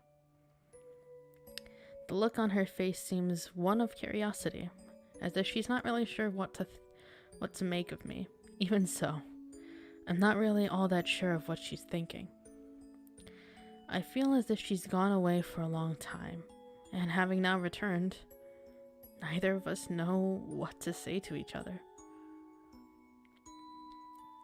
Hanako realizes she's staring, looking awkwardly away before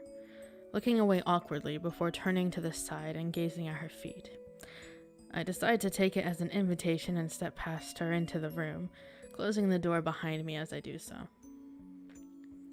I can see her hands fiddling with the folds of the oversized gown that hangs from her shoulders. I try to concentrate on what I want to say, but the scent from her aidles my senses.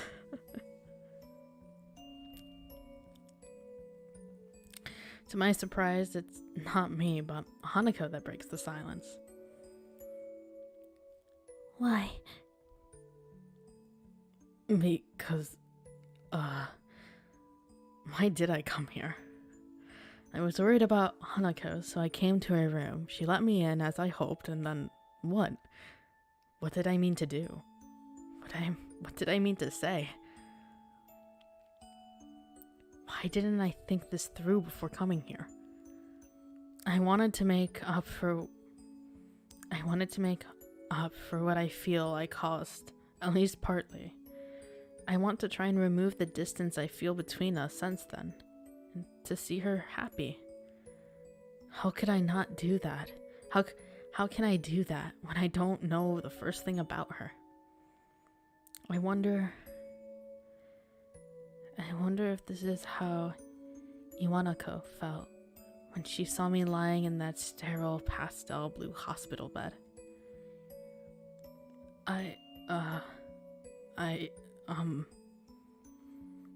deep sigh steadies my nerves a little and ends my stammering.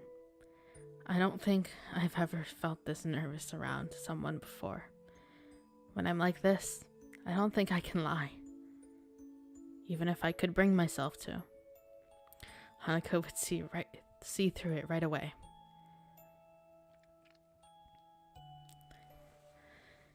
I don't know.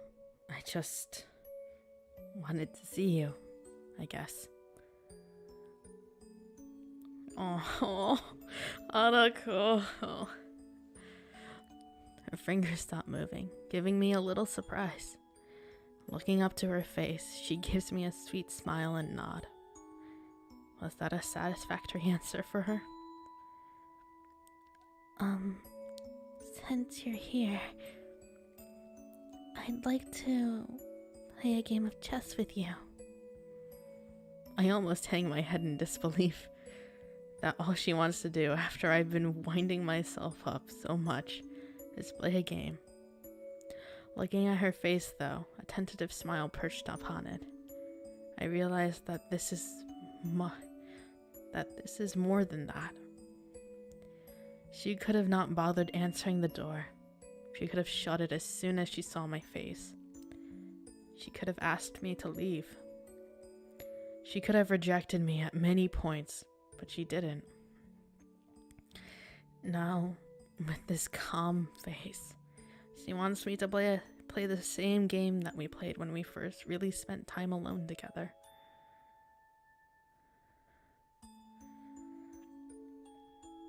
A feeling of relief washes over me. Everything will be alright. Hanako has let me into her world. As long as we can be together like this, I think everything will be alright. It would be my pleasure.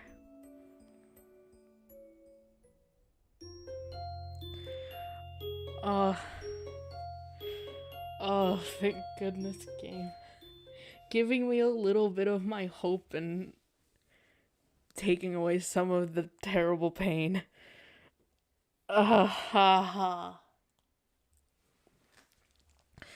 Gosh. Oh. The day of Hanako's birthday party is finally here. To be honest, I'm looking forward to seeing Hanako and Lily in their pajamas. Hanako and Lily in their pajamas again. Do you really have to say that, Hisao? Please stop. Oh my gosh. Hanako's gown has grown on me, as looking rather cute, though a bit conservative, and Lily's shorts and thin silken top are a lovely combination. Dude, calm down. But the event is stained a little with the memory of Hanako's reaction to it. I still don't really understand what happened, only being able to vaguely guess at the possible reasons for it. But I don't think finding the answer will be as straightforward as asking her. With that in mind, I knock on the door next to Hanako's. Is that you, Hisao? Yeah, it's me. I can hear the pitter-patter of footsteps coming over to the door, followed by the sound of the lock snapping open. I don't think I've ever seen Lily's door locked before.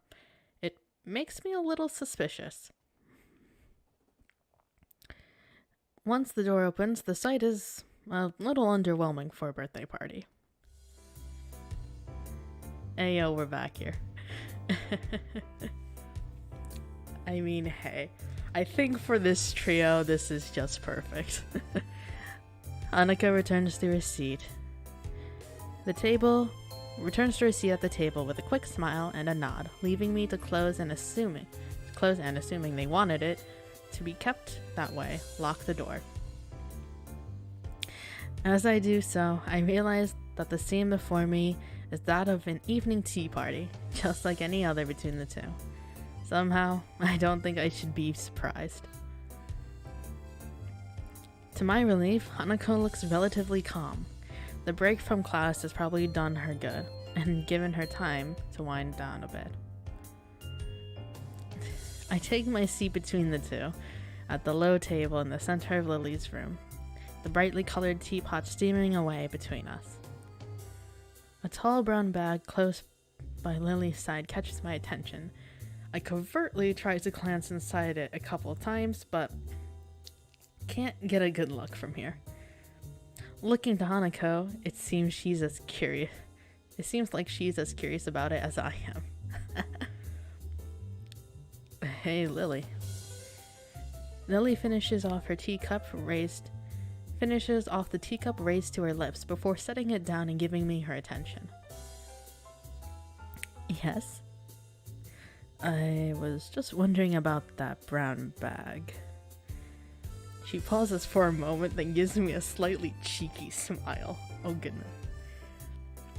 Ah, that would be Akira's present.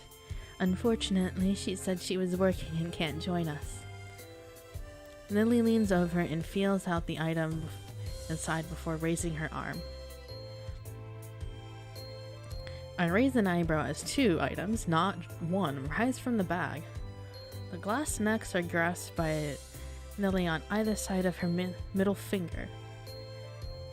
So this is why she had her door locked.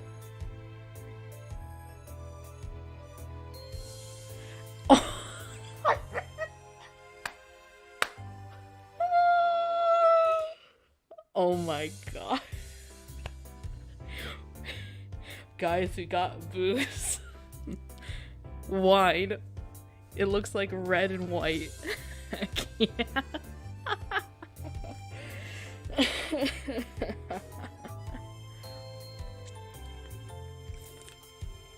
We all do love some good wine time, don't we? Wine. There are two small thuds as the bottles are brought to rest on the table. One red, one white. I was right. I want to believe that it's fake, non-alcoholic wine. But if it was, there wouldn't be any need to be this circumspect. Alcohol? Seriously? Are you sure this is a good idea? Lily politely giggles. I'm not really convinced that she is. These are a present from my sister. I know that it's a bit questionable, but a little shouldn't hurt. Lily. If Lily took serious issue with it, I don't think she would have agreed quite so easily. That aside, I had Akira squared as the serious and responsible type. Maybe like an older Lily. But it looks like I was wrong. We aren't even legally able to drink yet.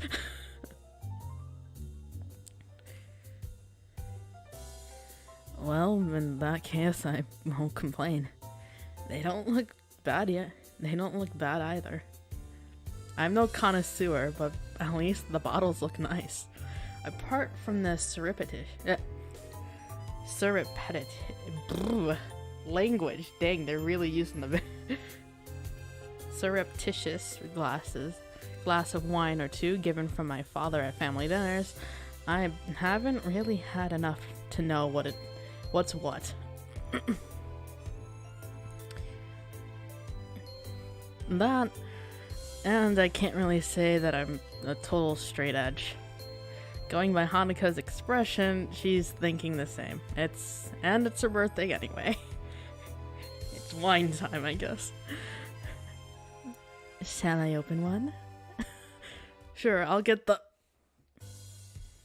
My heart skips as I hear 3 sharp bangs coming from Lily's door. Hanako's head flicks around and Lily's eyes close as she listens intently. None of us want to be busted for this. Who is it? Let me in, I'm cold. I don't know what voice to give yet. Lily lets out a resigned sigh before motioning for Hanako to open the door. She obediently gets up and fusses with her gown before moving, apparently still not quite sure of who it is, but trusting enough in Lily to do as she requests. Ooh, I think it's Akira. I can just see a blonde, dark-suited figure become visible over Hanako's shoulder as she opens the door. Happy birthday, Hanako! Thank you, Akira. Hanako gives a small bow while twiddling her fingers in front of her. So this is Lily's elusive sister. Hey! Yo, though, that suit, though. Heck yes. Heck yeah. I support this. Dude, she looks really cool. I love that kind of design. That's so nice.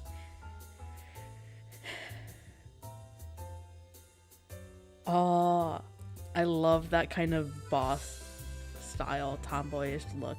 The hair, I really like the hair. Man. Okay, I need to give her a really good voice. I need to give her a very proper voice for this. Thing for suit discovered. I mean, hey, I support wearing it for women in suits. I support that. After all, look at me, I'm wearing a suit. I think it's fine for any of us to dress like geeky.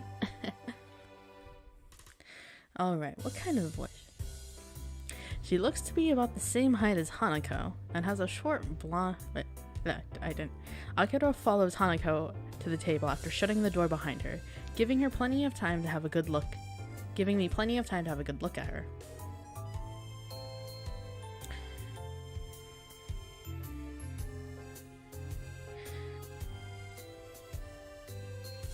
She looks to be about the same height as Hanako and has short blonde hair that's quite roughly cut. That, in addition to her rather modest her modest chest. Why did they have to word it like that? I'm just gonna say chest, man. Modest chest, masculine suit, and deep voice gives her quite an androgynous effect. Oh, deep voice. Okay. Guess I'm just gonna give her I can't do Hisao's voice. No, I can't do that voice. Without further ado, she plops herself on the side of the table across from me. It's nice to have your company after all, Akira. Did work let you off? Okay. Yeah, I have to get back there in a bit, but I managed to get enough of a break to drive down. I'll try that. So, this would be Hisao then?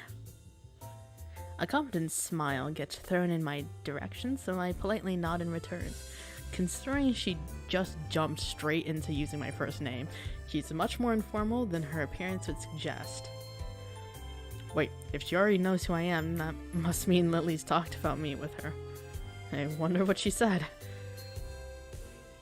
Sorry for not introducing you, Hisao.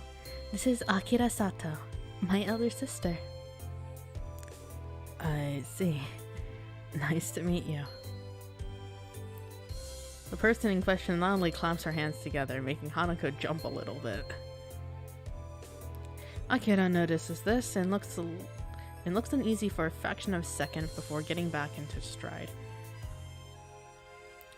Only now do I realize that Akira hasn't paid Hanako's scars any undue attention.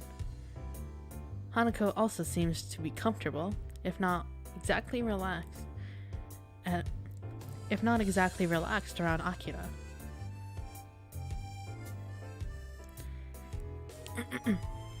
Well then, I assume the presents got through. No point in waiting considering his Sao and the birthday girl look like they're pretty eager. Lily giggles and I awkwardly turn away, a little embarrassed by the fact that I couldn't hide my interest. Hanako's eyes are telling me that she wants to try the wine together with me, though, so I settle for a look of badly feigned indifference. Akira manages to uncork the first bottle with small effort, and Hanako goes to get some glasses before I get to pour the 4 of them, full of white wine. Akira Shiro. I feel like that wouldn't look too much different though. I mean, Akira just has short hair. Basically, you just chop my ponytail off.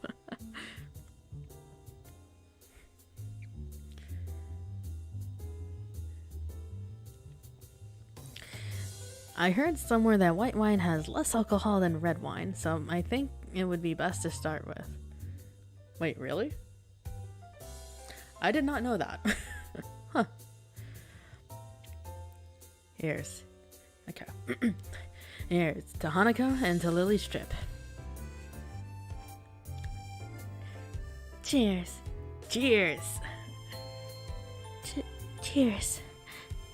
Oh, Hanako. After the traditional raising of the glasses, we all take sips of the pale yellow liquid. It's nothing like the stuff I've had with my parents, with the fruitiness of the flavor almost entirely hiding the taste of alcohol. Oh boy. Maybe this is what proper wine is supposed to taste like. Then again, it's possible that Akira just chose a wine which would be suited to her taste, since none of us are used to alcohol yet. Or at least I hope none of us are. This isn't too bad. I was expecting something harsher. If you hadn't liked it, I have a few other varieties that you could have chosen from. You sound like you know your stuff when it comes to wine. Only a bit. I'm a bit more of a beer kind of person. I have the drinking side down pat, though. As if to prove her point, she refills her glass before bringing it to her lips and flicking her head back. Oh my gosh, Akira. Hanako and I silently watch as the whole glass disappears down Akira's throat. I can't decide whether to be impressed or put off, but I certainly don't have any urge to imitate the act. Man. Red wine? Oh, wow. Red wine generally has more than white wine. Interesting. The Irish vibe is strong here.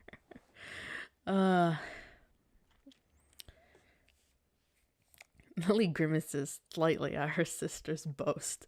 I note that she's sipping from her glass as she does so, though.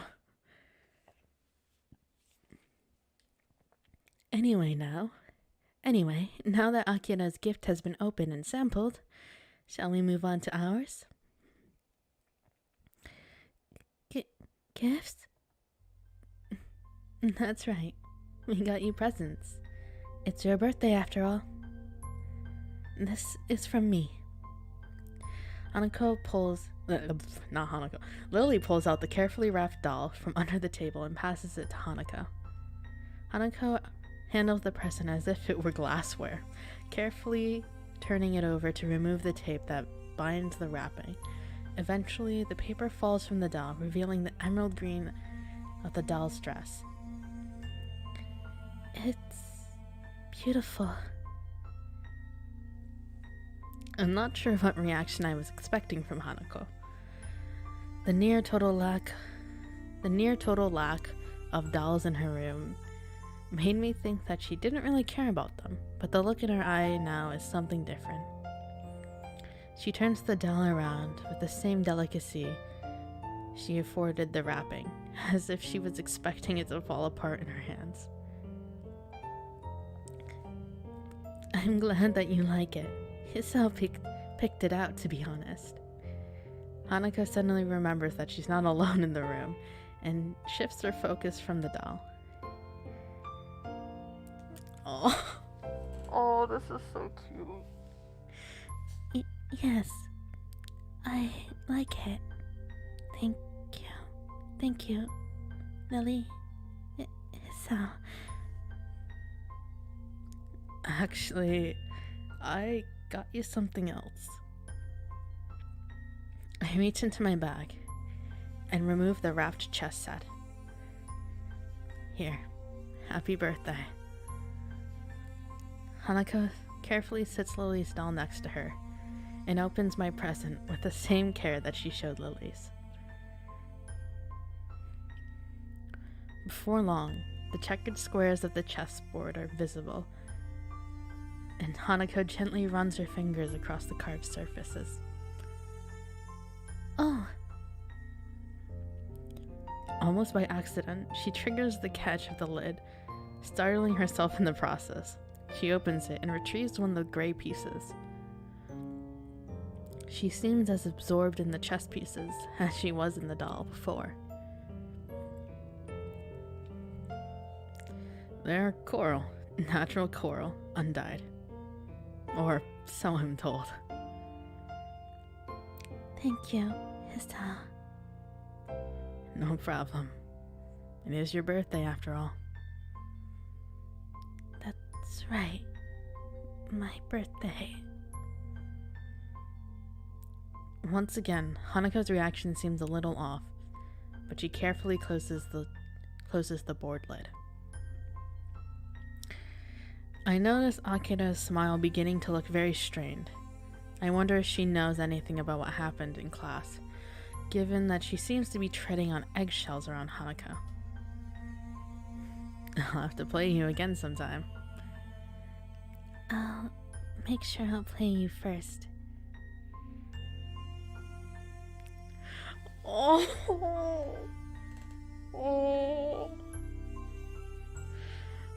Look at her.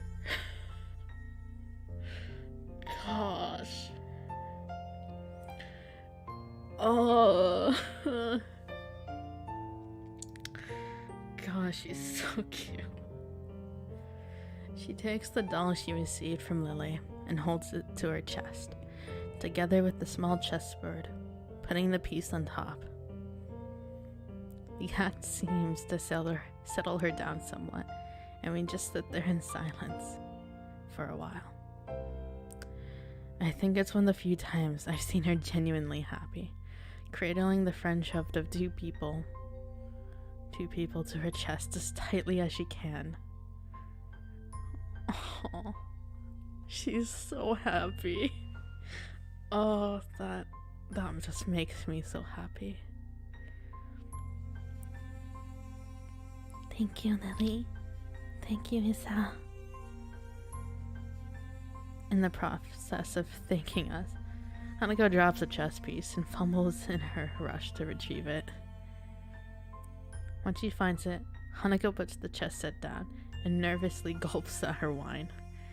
It's as if the real world suddenly rushed back into her consciousness, and her fastest escape from it was in a glass. Hey there, easy there. You shouldn't drink it that fast.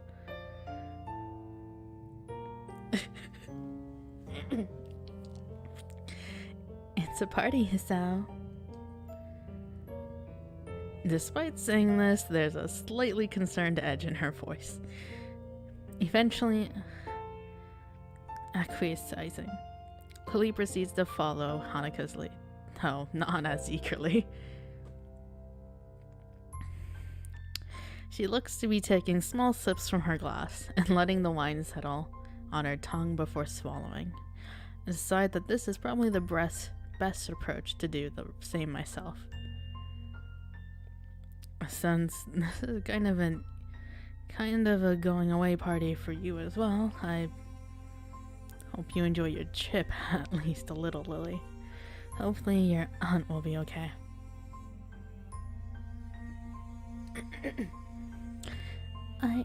I hope your aunt will be okay too, Lily.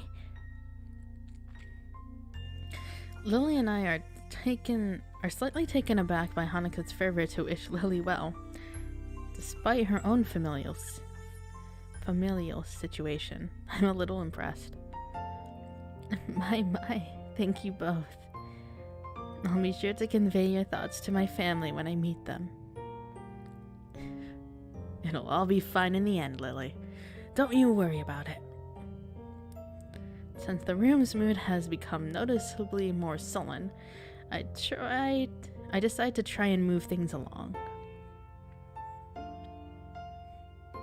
Well then, shall we start on the cake?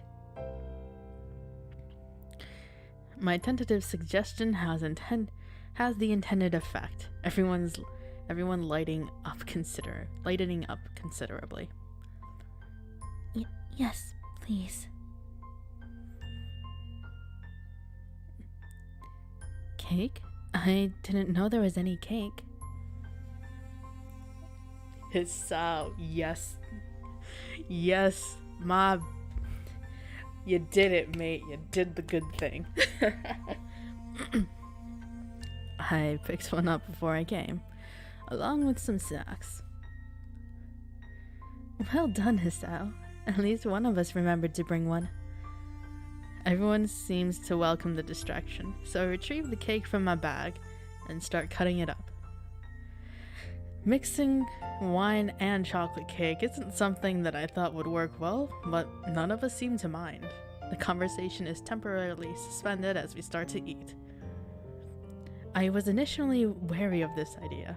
After Hanako's panic attack, I expected the worst from her tonight, but I think Lily's idea of giving her good memories of her birthday is working. That and also having it shared with her going away party. From Hanako's reaction to the gifts, I can tell she was really appreciative. Chocolate mixed well with alcohol, surprisingly. I mean, there are alcoholic chocolates.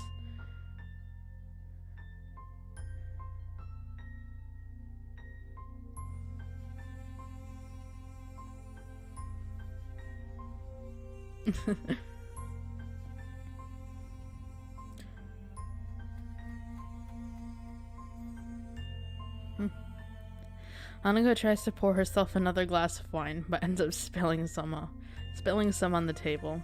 She's had a couple by now, so considering that she's never had alcohol before, it's no wonder she's feeling a little bit lightheaded. Oh no, are we getting drunk?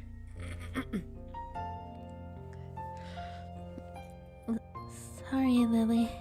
I didn't mean to make a mess. Don't worry, I've got it.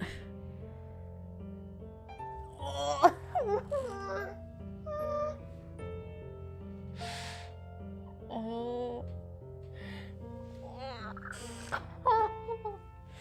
Koi. めっちゃ可愛い。嘘。嘘。めっちゃ可愛いじゃん。Oh my gosh, that's so cute. Oh, this is adorable. Look at these two. Look at them. This is precious. This is absolutely precious. Aww. Lily reaches sideways and gently takes the fussing Hanako in her arms, giving me pause. It's okay, Hanako. I'm just glad you're here. I'm just happy you're here. Hanako gives only a faint nod in response. It's fitting, I suppose, that Lily would be the one to support her like this. I have no idea what Hanako would be like if she hadn't. Seeing the two like this makes me appreciate the fact that I'm privy to such an intimate moment. Even Akira can't help but smile at the sight. I never would have imagined that I'd managed to find two new friends so quickly, and I'm all the more thankful that of all people, these two are the two I befriended. They slowly break off from one another, Hanako regaining herself somewhat while I quickly get myself back on task. I find a towel among Lily's tea set and start mopping up this spillage. By the time I finish, however, Hanako and Lily have managed to uncork the other bottle and have topped off their glasses. Oh gosh, we drinking both.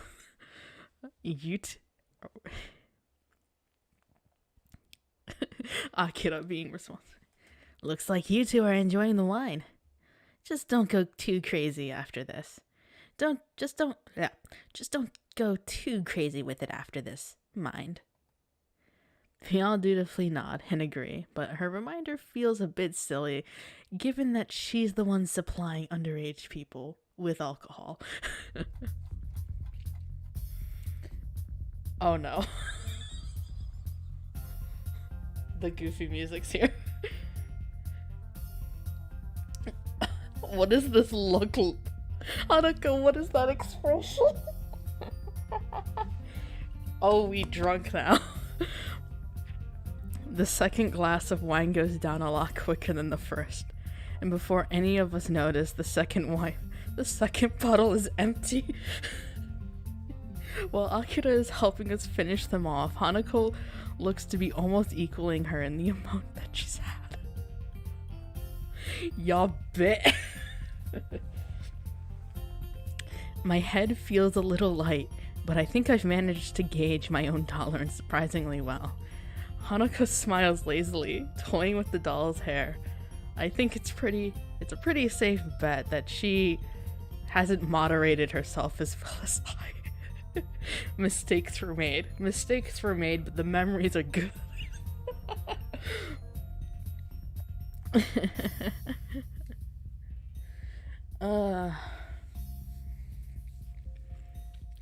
I mean, hey, white wine I think tastes gross, but red wine is delicious. It is very good. Oh my gosh, this expression on Hanako's face is so adorable. I don't think that it was Hanako's intention to get this drunk, but it seems that the alcohol hit her all at once. She has a very light frame, something which wouldn't help her handle her booze well either. Lily cradles her glass, running a finger around the rim. Her cheeks are rosy, but she's managing to avoid looking woefully drunk. Akira, as I somewhat expected, largely unaffected.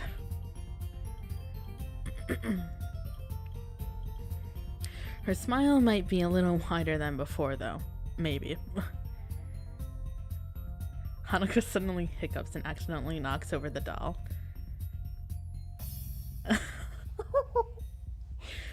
Okay, how do I do a drunk Hanako voice? I think I should maybe go to bed. Thank you, Hisao. Thanks, Lily and Akira.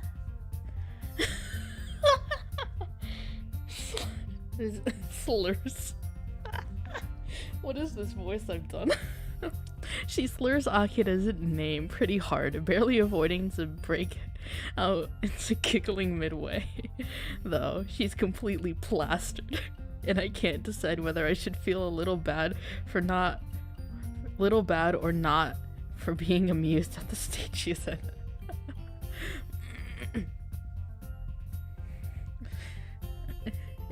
It is really bizarre to see her acting so carefree. It's a shame that it's only with the help of alcohol. You actually said your I did the voice acting right. Here, let me give you a hand. Akira, I feel like I've changed Akira's voice like 7 times throughout the course of having met her. That is fine. Akira begins to get up to help Hanako out, but she stops when Lily gives her a sharp cough.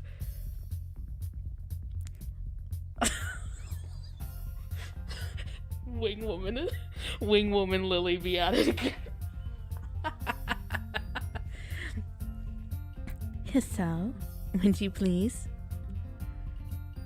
Akira looks a little surprised, and I have to admit that I am as well. I don't mind the request at all, let alone when it's said with such a smile. It just comes rather unexpectedly. Sure, no problem.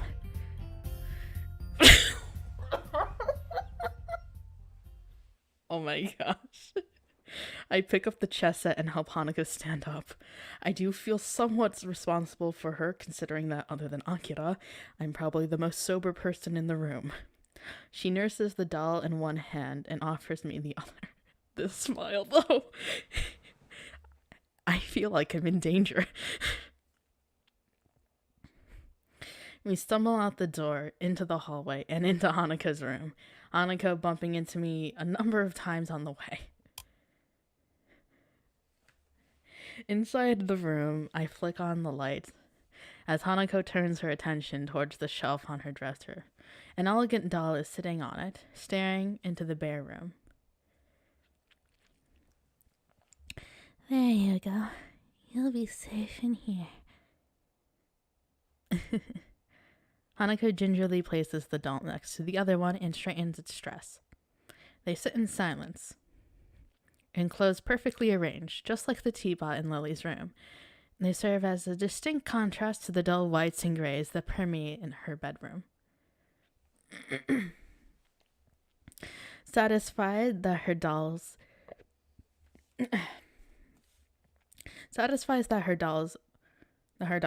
her only 2 real possessions, are safe. Hanako takes a step back and stands up, staggering severely. I step forward to catch her if need be, but she regains her balance without my help. For a while, both of us stand there in silence as Hanako looks downwards towards the cupboard. After a minute or two, she begins to sway a little from side to side. It's very off-putting. Are you going to be all right? Hanako raises her head and turns around to me, as if she's only just remembered that I'm also in the room. Oh! What's unexpected is that she takes 2 steps towards me and wraps her arms around my body, her head coming to rest against my chest. Oh.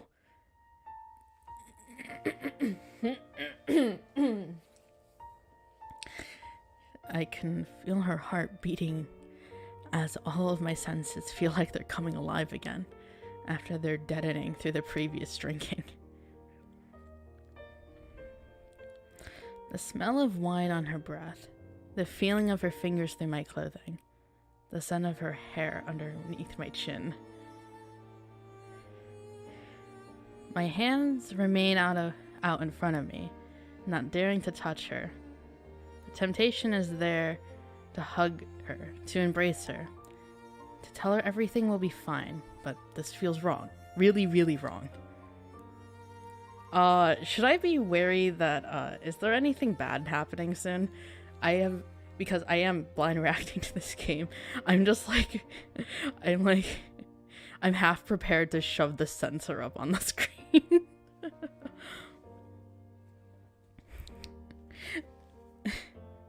I don't want my channel to get, I don't need things to,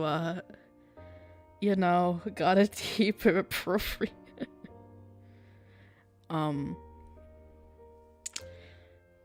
If any of you have played this visual novel, please warn me ahead of time if the H scene is happening soon, because I do have them enabled, meaning I have to shove the sensor up as fast as I can before it happens, so yabai things don't show on YouTube, and YouTube doesn't come and bonk me.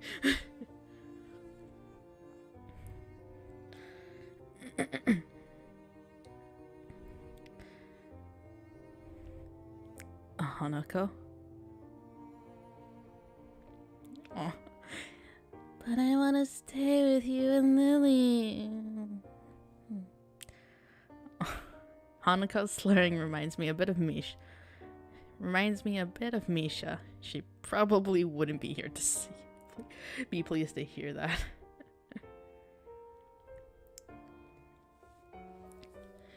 And though I can't, you're a girl and I'm a guy, after all, and Lily needs to sleep. She gives a disappointed groan. It's so strange for her to act so forward. Oh my gosh, the girl.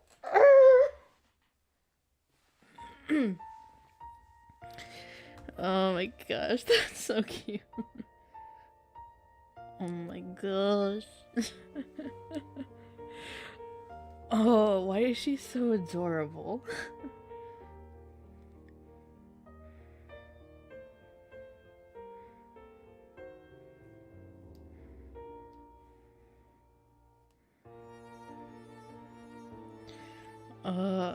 I could stare at this all day. Like, no joke, I could stare at this expression all day, and I'd be happy. Oh, hello, Zephysonis. Hello. How are you doing? Welcome to the stream. Hope you're doing well. Please go check Zephy out. He is an amazing mixer, and he makes a lot of cool BGMs and stuff. He's very good with music, so please go check him out.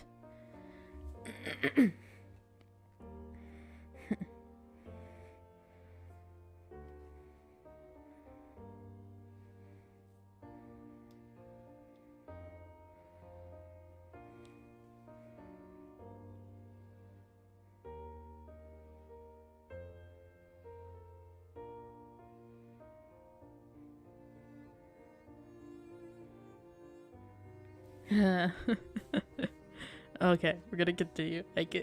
She's so cute though. Don't worry. I'll see you again tomorrow, okay? I decided to rest a hand on her to reassure her. I decided to rest a hand on her head to reassure her, deciding that this is as far as I'll allow myself to go in terms of physical contact with her while she's in this state. Hanako's head nuzzles against my chest.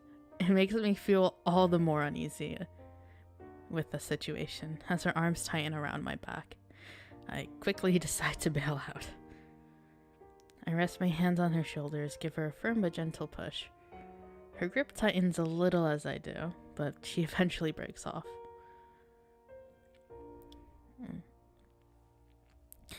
I don't want you to go. Hanako, please. Akira and Lily are going to start thinking weird stuff if I take too long here. It's perfectly true, too. I really don't want to take any chances, and I feel very uncomfortable right now.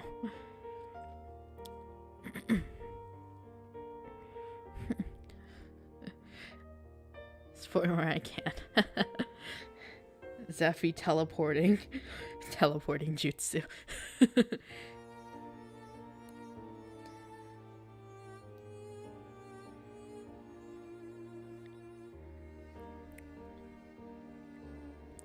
I shouldn't try to read anything into the way she's acting right now. I read that aside from the...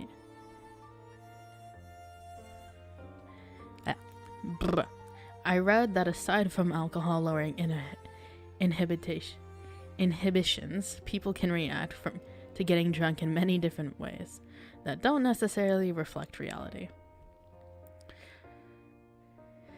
And even without that, there are plenty of ways to interpret what she's saying.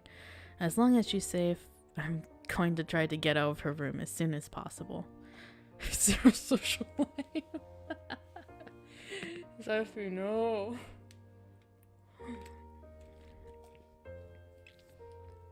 Oh my gosh.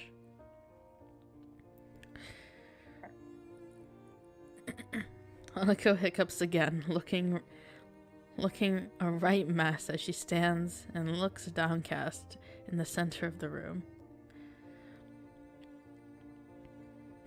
If it's late, please go to sleep. I mean, it's almost 12 for me too, but please don't be me. Don't be stupid and stay up late. Go to bed.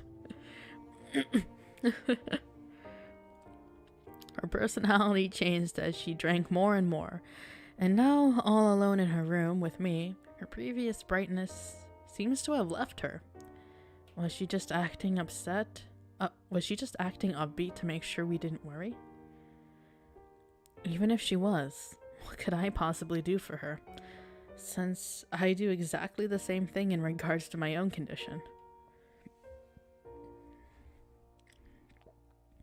Tomato cat, go to sleep. Are dating sims even a challenge for the great Shiro? I mean, sometimes the decisions can make me think a bit, but I mean, I'd say I'm pretty good at them. Whatever being good at them means exactly.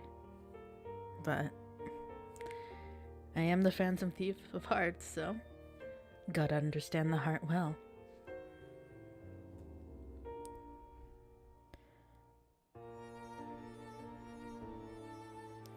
Distancing myself from my thoughts, I eventually managed to corral Hanako towards her bed, though her attempts to tame the wild sheets end up accomplishing little. Sorry about tonight, Hanako. I know you won't remember any of this, but happy birthday.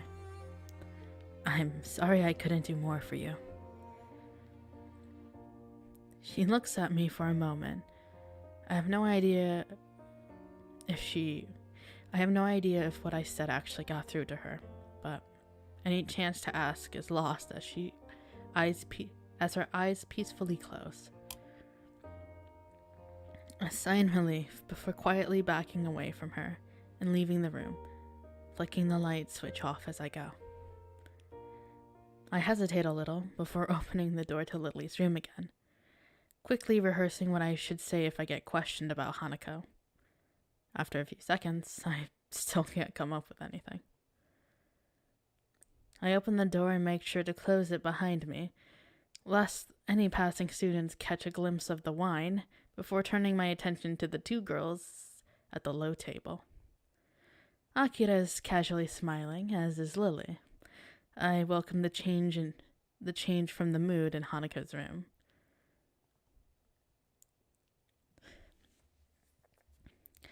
Is that you, Hisao? Yeah, I got Hanako to her bed. She's sleeping now. That's good. I have to admit, I hadn't thought that she'd drink quite so much. Hey, it's fine. She's all safe and tucked in bed now, with the way she is. Wait, hold on. With the way she is, she awkwardly trails off. Oh, water.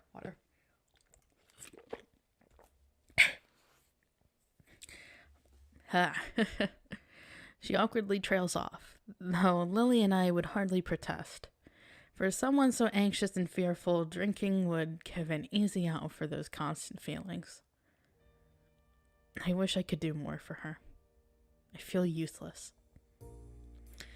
Looking at Lily, I think back to what I asked myself in town. My relationship with her is that of a friend, and has only ever felt that way. But now I think I know why. Lily's been there for both Hanako and me since I first met her, but she's like that for everyone, trying to do her best to make them feel better. With that in mind, then what's the bond between me and Hanako? After rescuing our relationship following the panic attack, I inadvertently triggered during class. I feel like we're back to being friends, but she's on my mind more and more. I can't say I view any other girl in quite the same way, but maybe that's just a normal reaction to someone acting like this. Say, Akira? She yawns before looking at me. It's getting pretty late.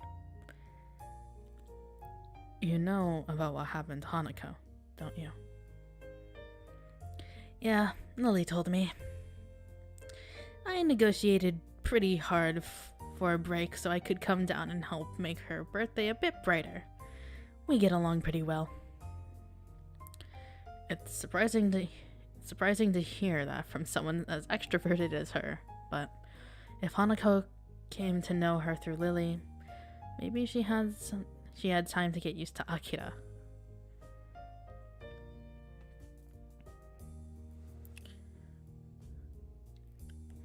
And on that note, I'd better get going.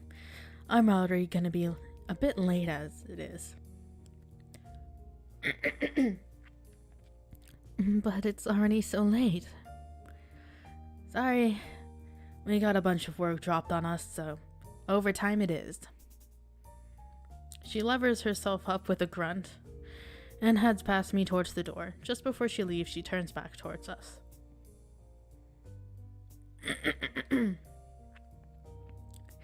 You haven't forgotten about the time for the flight and all the rest.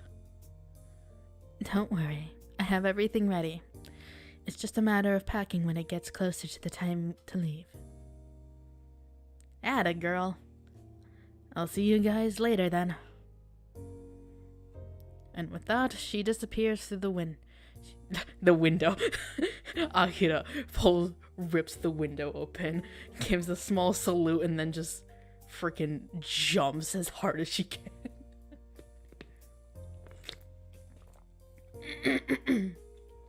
We're on the first floor, but still, that image is great. And with that, she disappears through the door with her hand held high in farewell.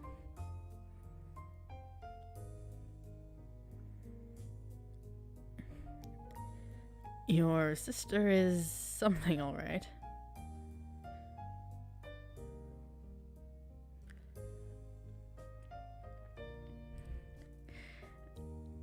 I probably should have thought that comment through before saying it. Regardless, Lily seems quite amused at my appraisal. You okay? You okay after all that drinking? Not wasted and just hiding it well? I assure you, I am quite alright. I can moderate myself. You seem quite self-possessed as well, if I do say so myself. Well, yeah, I guess your moderation applies to me as well. Without a little hesitation, I take a seat at the table in front of Lily. I want to address this directly, if for no other reason than to settle my own thoughts. I've been meaning to ask this, but it took me a while to make up my mind. Do you have any idea what triggered that panic attack? I gathered it was something to do with her birthday, but I don't know anything more. Even Akira was being really careful around her, so I assume she knows well. Lily's smile drops. The gaiety of the birthday party now well and truly over. To be honest, I'm not sure of all the details myself. Hanako told you that she was in a house fire. She told me as much after we met and spent a lot of time together. Other than that, she quite simply never told me. She never told you? Assuming the worst, what does she have to look back upon? A life of isolation and possibly even the death of her family. Maybe even going as far as blaming her existence for their deaths. Even thinking about what little I know of Hanako's past is bleak. To have lived through all that, and to live on with those memories, must be infinitely worse. Lily looks similarly depressed, but I can see her rebuild at least some of her composure before my eyes. I get the feeling that both of us are just talking more, frankly, than we might otherwise do thanks to the wine. But it feels like just talking this out is a good thing anyway. I feel kind of helpless about it. When it's put like that, what can I possibly do for her? I'm not wholly sure I should tell you this, but Hanako told me that you visited her the day after we both went to check on her. I must admit that I did not predict she would take such a step so quickly after what happened, nor did I expect you to. I think it was a nice gesture on your part. It wasn't much, really. It's just, at times like this, I sometimes think it would be better if we never had to leave Yamaku, or this town, or at least this town. Things are so much easier without others around.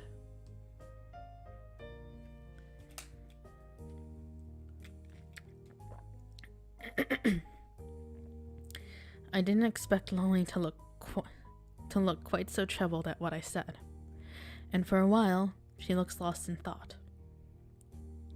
She moves to speak, but stops herself as soon as she does, and rethinks. It's a bit off-putting.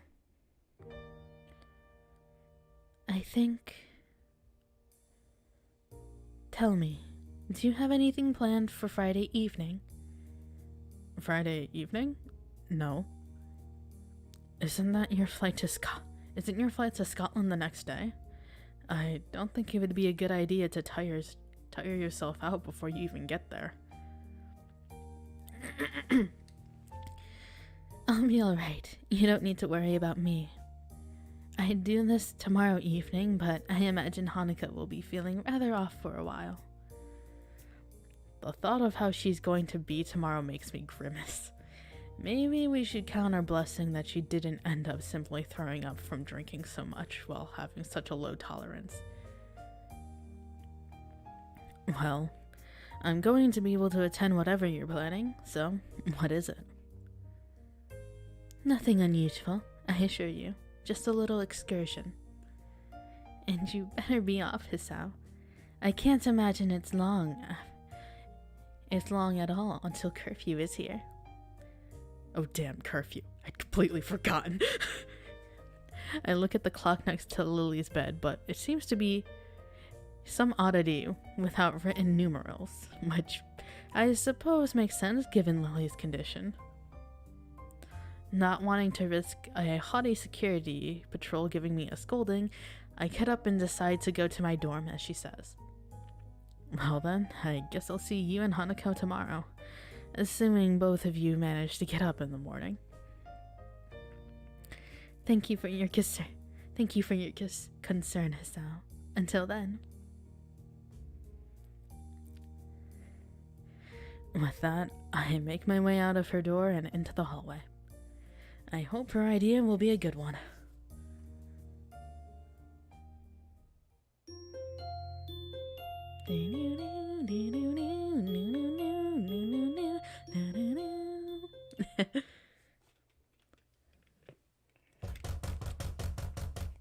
Yeah, but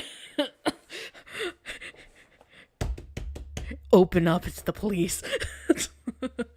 FBI, open up.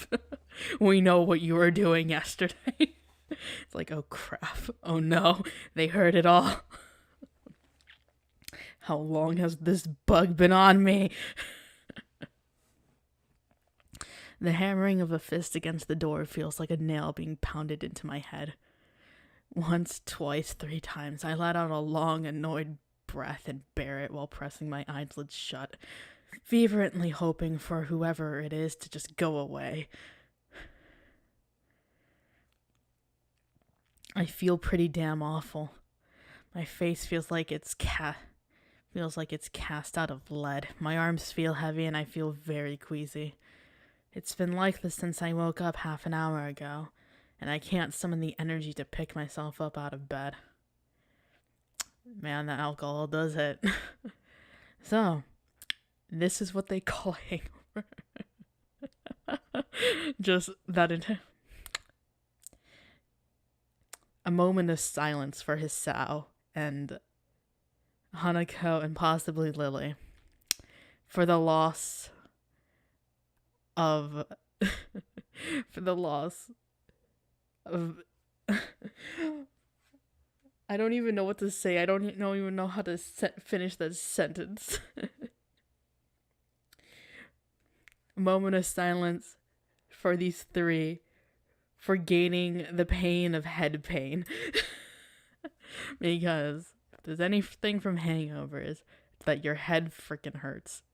I have not experienced that, but I have heard but one of the as you know, I am in the Thieves Guild, so I have seen quite my fair share of people overdoing it. If you get my gist. I wonder if perhaps this is the best treatment for teenagers who desperately want to try drinking as a way to feel like an adult. Considering how unpleasant this is, it's not something I want to repeat. Goodness gracious, dude. A series of thumbs rings out again, reverberating around the small room. I wish they'd just give up already. I have no intention of getting out of bed for them. Seconds pass, turning into minutes, since no more knocks are coming from the door. Whoever it is must have left. Thank goodness. Looking to my clock, the time when I really should be thinking about getting dressed and ready for class is approaching. I don't think I can manage it, though.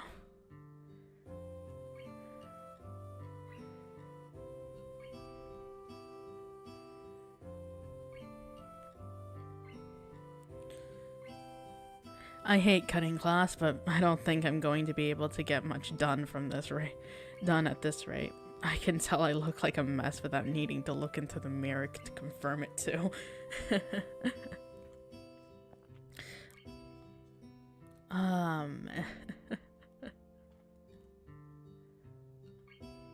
Also, hello Priska Marimba. Mamoribo. Mamoribo? Priska. Hello Priska. I'm gonna save myself the pain of horribly butchering that name. Hello and welcome to the stream. I hope you're doing well. Oh wait, I didn't.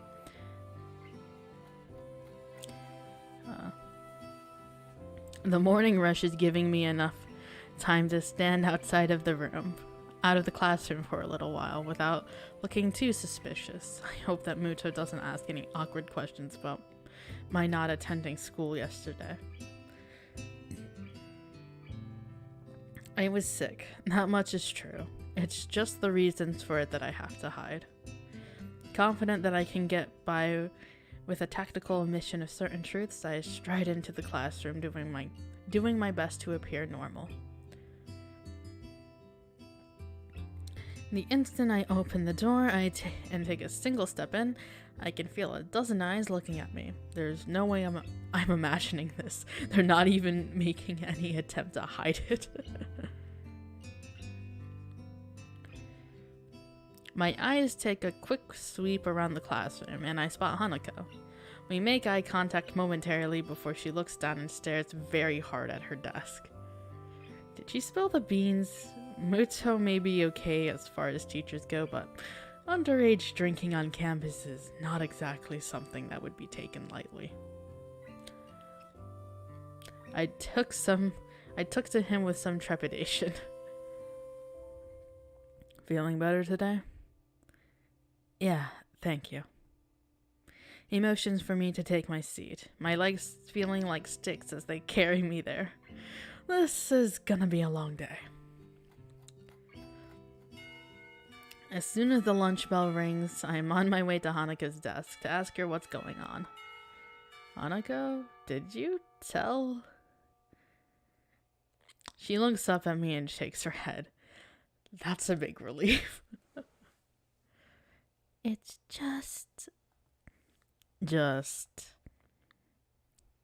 Oh. Well, hello there, Hee-chan. It's nice to see you again. Shizune, don't give me that frickin' look. I grimaced and turned towards the unmistakable voice coming from behind me. That was way too upbeat of a tone to feel comfortable. Tone of a voice to feel comfortable, even for Misha. Misha's happy smile is nothing out of the usual. Shizune's, though, is a very bad sign. The one she wears has become notched into my brain as her I've got you 7 ways from Sunday smile. 7 ways from Sunday. Oh, dang. Hi, Shizune, Misha, you look happy to see me. Not feeling well yesterday, Hee-chan? No, I wasn't, but I'm feeling better now at least. That's good to know, Hee-chan. Why do I get the feeling that Shizune is leading me into a trap?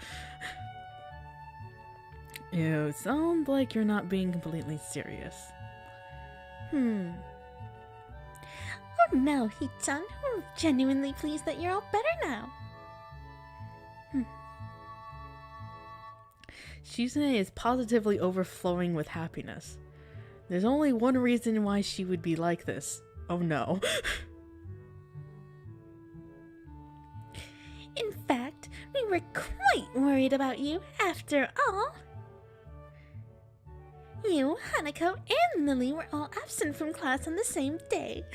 Oh no, we all...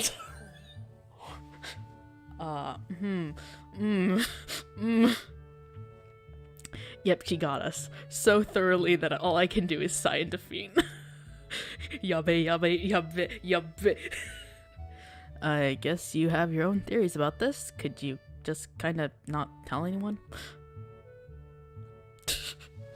Oh no.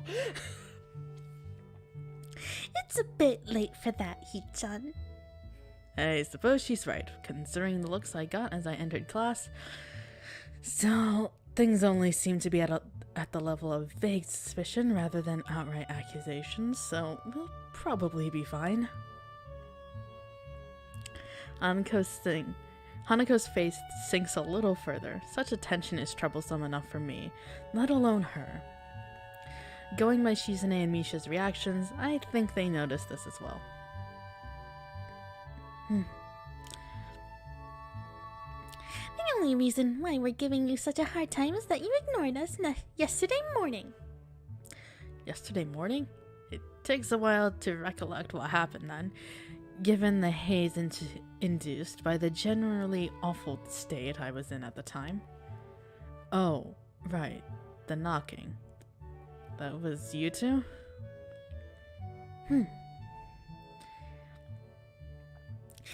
It was, and you left us there for ages.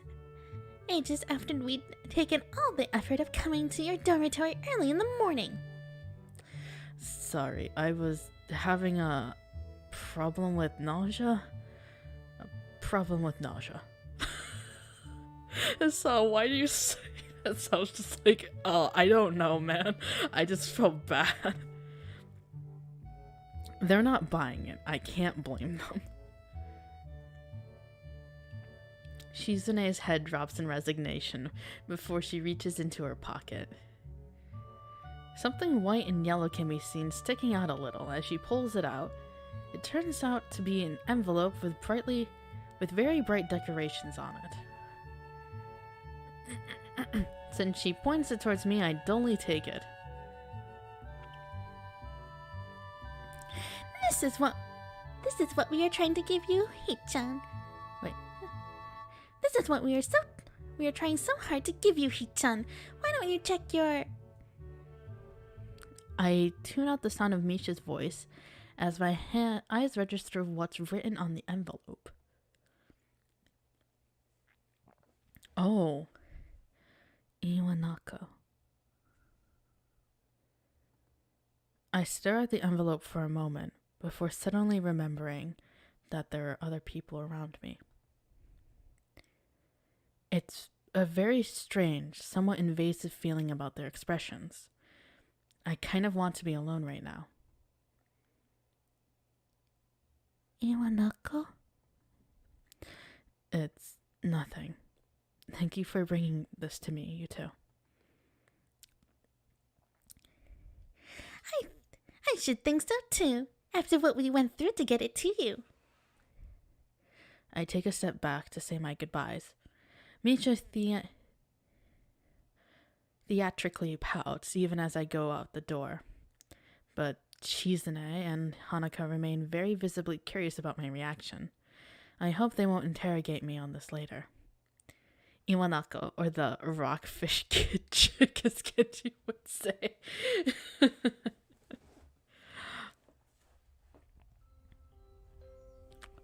The smell of the gardens is, as always, a very pleasant sensation. Some of the most visible signs of how well funded this school is. Aside from its sheer size, are the expansive and condition of the grounds. Brr. A good number of students can be seen eating lunch, chatting and playing on the bright green lawns. Even some of the staff is enjoying the summer here, keeping watch over the students and idly walking along the long concrete paths. I'm gonna take off now. Thank you so much, Grim, for stopping by. I hope you have a good rest of your morning, afternoon, evening, whatever time it may be for you. Thank you so much once again for stopping by. Have a good day.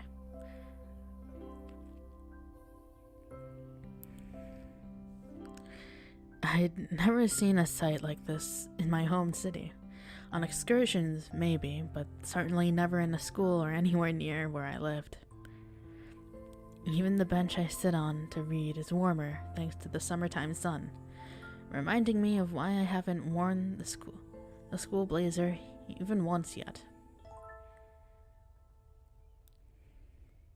Considering this, the sunflowers and splashes of vibrant yellow coloring adorning the paper are quite appropriate for the time. If only the words written on it were as well. Here, I was thinking I'd managed to get over her, when this troublesome thing shows up. Her handwriting looked vaguely familiar at best, and only now that I see it again, I remember that she used to write in pink pen a lot. She was always very girly, for lack of a better term. But she was also quite fragile. I never knew if I liked this aspect of her or not, though with the arrival of this letter. I never knew if I liked this aspect of her or not, though with the arrival of this letter, and that question seems to have become largely moot. The letter begins with not much more than an update on the current state of things going on in her life. My old class had a good start to the school year. Many are anxious about exams that will be coming up in the future, etc., etc. But it ends on a very personal, if brief, note. It feels a bit like she wrote most of the letter just to try and soften the blow from the ending.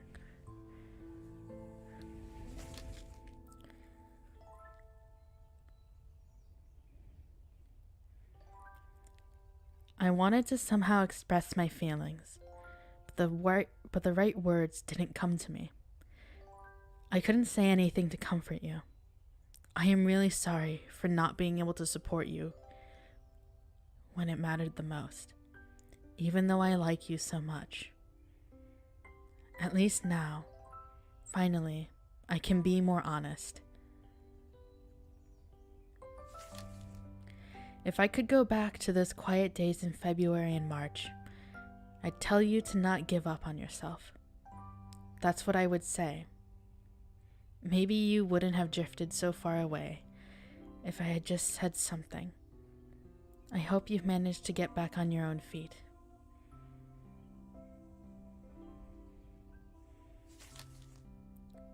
Now that the distance between us is also physical, it also feels more final somehow. I wonder if we will meet again. Perhaps it's for the best if we don't. Still, If you would like to correspond with me, by all means write me back. I'd very much like to hear about your new school and how you are doing. I wish you all the best. Sincerely, Iwanako. Oh. I know we didn't even see this girl that often, but that she was only mentioned in the start and now, but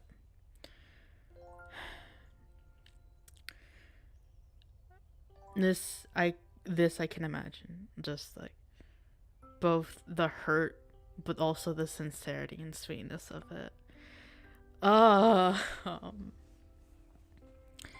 And so that's that.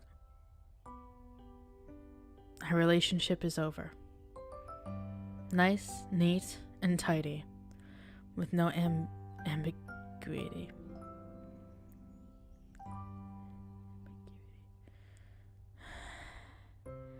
I hadn't held on to any illusions that I could ever begin anew. The last time she visited me, neither of us said a thing, except for the one word she said as she laughed for the last time. Goodbye. But be that as it may, this feels more final. The capstone on an experiment that both of us tried and failed at. A loud shout draws my eyes away from the letter. It's just some students horsing around, with one of the teachers standing nearby, coming over to talk to them. Also, hello Shakuya. Thank you for stopping by. I hope you're doing well. Are you okay? Yuko! A tentative voice comes from my side. For a moment, I assume it to be Hanako, but it's actually Yuko. Oh, hey Yuko. I thought you'd be in the library. She gives a cheerful smile, one quite fitting the atmosphere, and flourishes the empty wrapper of a roll in her hand. She must have someone else covering for her while she grabs something to eat. It reminds me that I haven't had anything to eat yet. I don't feel hungry though, and skipping one lunch won't hurt. Mind if I sit here? Sure, go ahead. I quickly slide the letter back into its envelope, slipping it inside my bag, propped against the side of the bench as Yuko takes a seat. She drops the wrapper into the bin beside us. Without much else to do, I lean back and take what enjoyment I can from the sun, silently reflecting on the letter. The lush lawns, the clear blue skies. Everything looks so different from the way it did back then. Even the school surroundings from the hill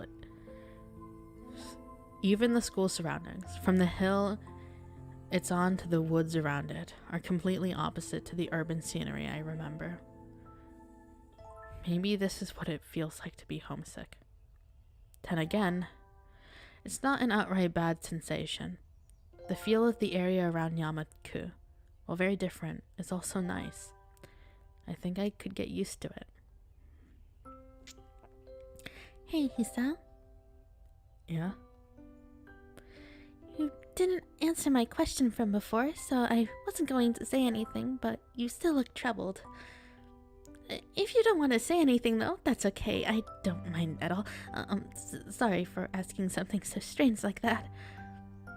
I don't mind. It's just, I got a letter from someone I knew before I came to Yamaku. It made me think about some things. I thought I'd managed to get over most of the problems that my accident caused. But now I'm not really so sure. I kinda wish I'd never seen it. I don't think that's good, Hisao. When my boyfriend left me, he did so very suddenly, and I never got to know why. At first I was very depressed about it, but I decided to forgive him. You forgave him? Couldn't he have at least talked properly with you about it? He was always one of those people that found it very difficult to come close to others. In the end, I decided that I fell in love with him for a reason. He was a good person, and I think that if I had been in his position, I probably would have found it just as hard to try and talk to him. I don't really see the connection to the letter I got. I mean that, how should I put this? It must have been very hard for that person to send that letter, and if they did, I think they must have thought very hard about what to say exactly. Alright. Sleep well, Tomato Cat. Thank you so much for stopping by the stream. Iwanako managed to write this letter and bring a final close to our relationship. Something that I'd never managed to do. Whereas, here I am, trying to protect and help Hanako as best as I can, especially with Lily leaving for a while, and I'm not even able to deal with my own problems. Does that make sense? She's taken my non-response and furrowed brow as doubt. She really reads faces too much, just like a certain other person. Yeah, that makes sense. The letter was just kind of a shock, really. I think I'd tried to fool myself into thinking that my life reset when I came into Yamaku, but now I'm suddenly aware that it didn't. I'm at a bit of a loss about how to deal with these feelings. I think that's something I can't really help you with. Sorry. It's fine. I think being able to talk with you helped me get things sorted out a bit better in my head. So thank you anyway. She nods and smiles sweetly. Yuko is a nice girl, so it's a shame she's so highly strung so often. The school bell ringing out startles us both. I was supposed to be back before the bell. Oops. She jumps off the bench and almost races off without a second word, but turns on her heel as she remembers she was talking to me just now. I'll see you later, Hisao. Cheer up, okay? I'll try to. Thanks, Yuko. With a quick bow, Yuko takes her leave and begins her rush to the library. Her flight catches the curious eye of a few passing students who are unenthusiastically trudging back to their classes after their fun. Reluctantly standing from the bench, I dust myself off and join them. Even while I walk through the gardens back to the main building, the thought of the letter in my bag doesn't stray far from my mind.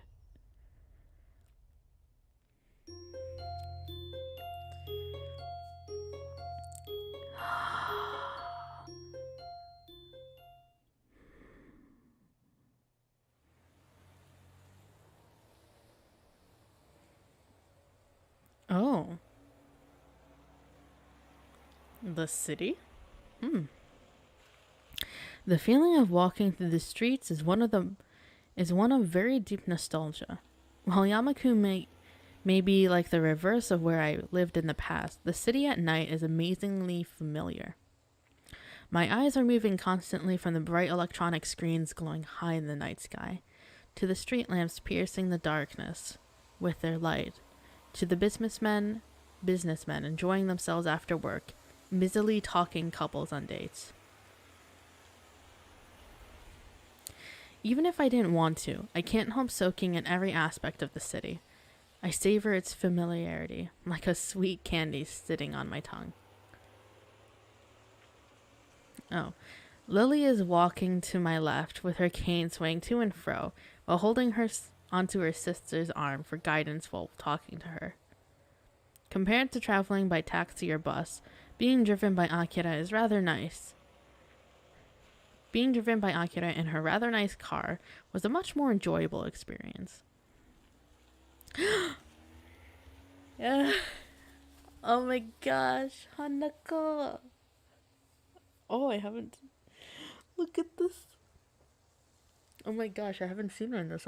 Oh, the little hat. I love that. That's so cute.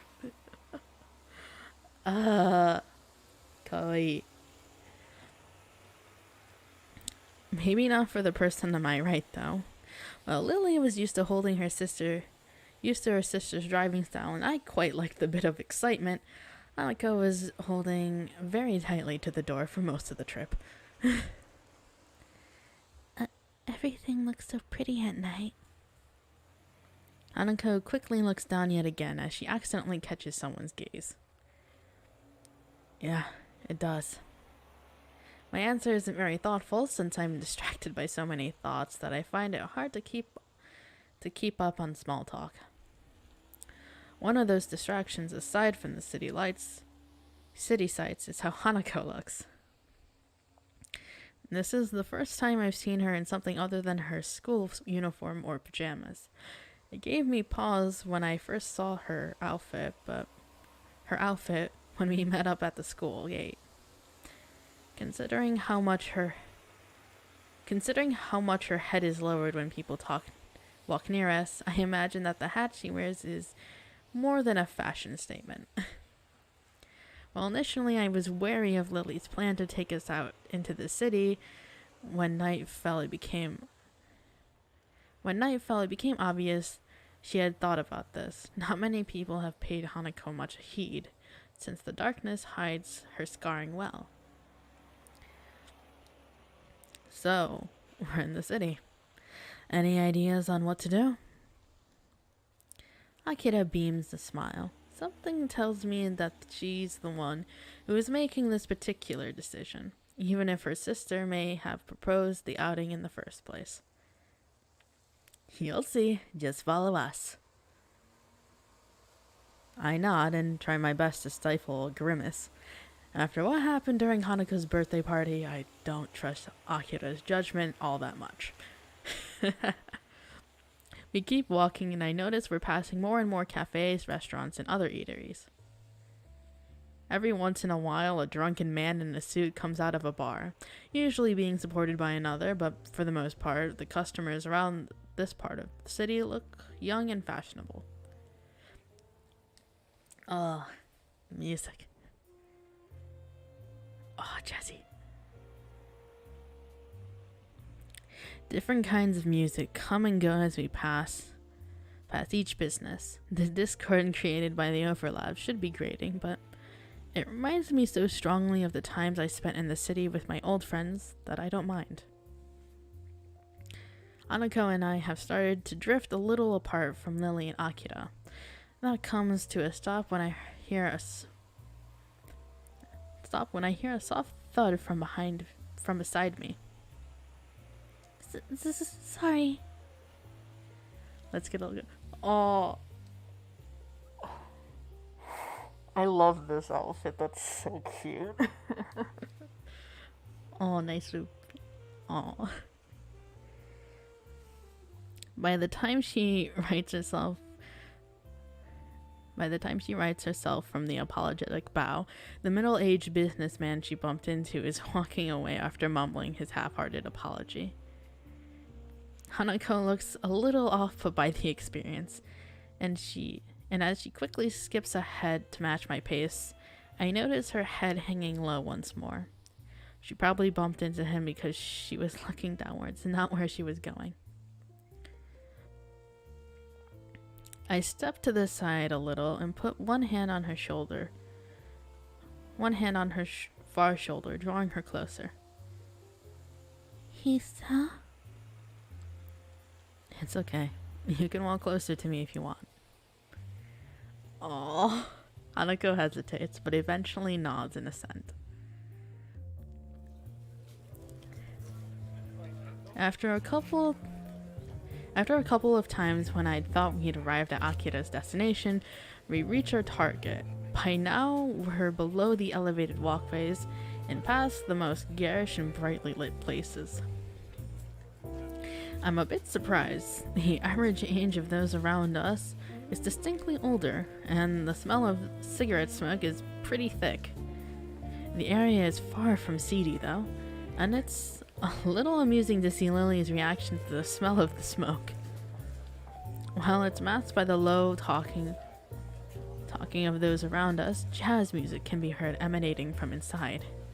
Looking up at the dimly lit sign, it becomes obvious why. A jazz club. I have to admit, this isn't what I expected. Lily gives an amused snort and a smile.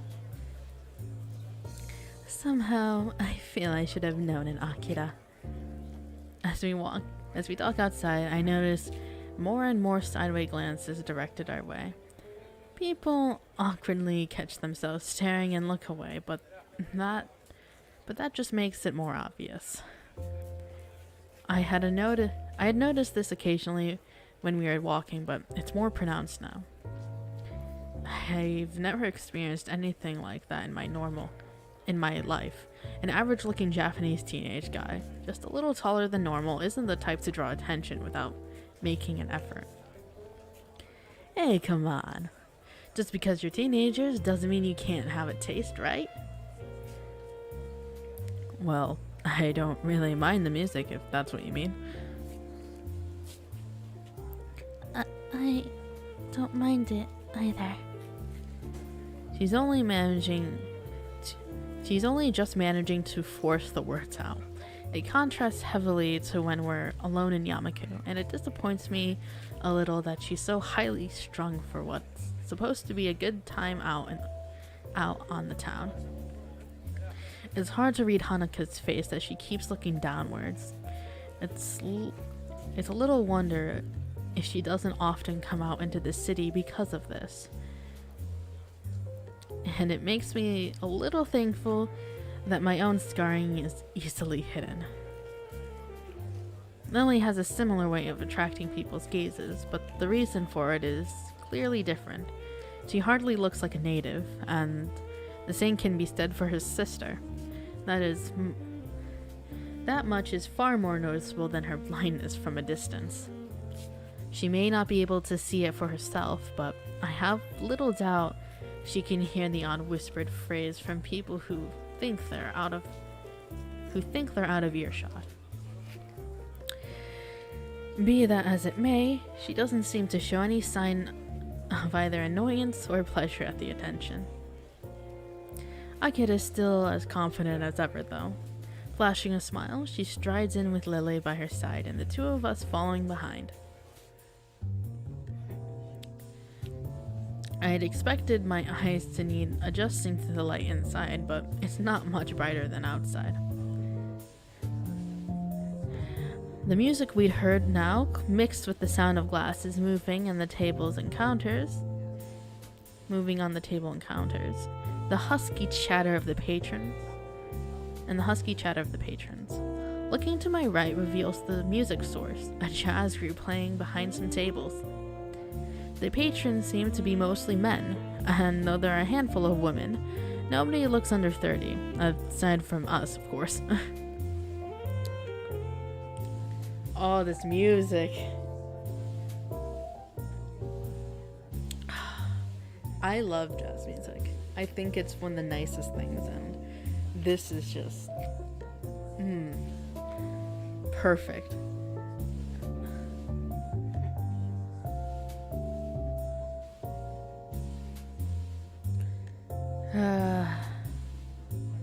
It feels like we've stepped into the 1920s, and the atmosphere is quite agreeable.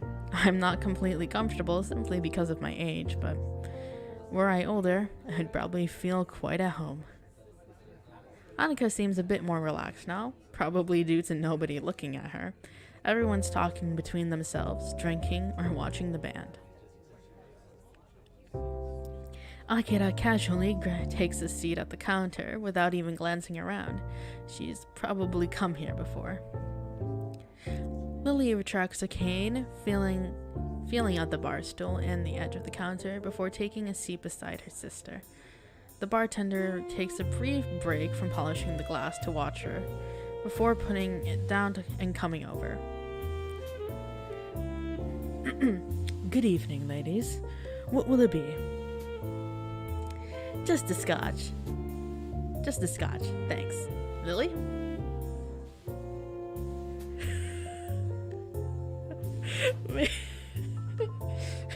Lily, no.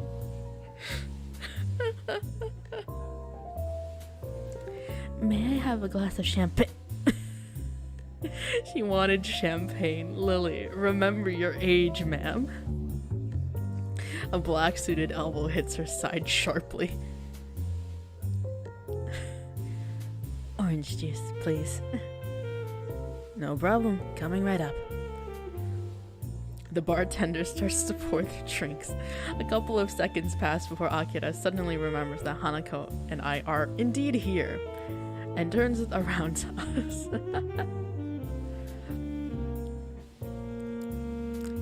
You two want anything? Or are you just gonna stand there?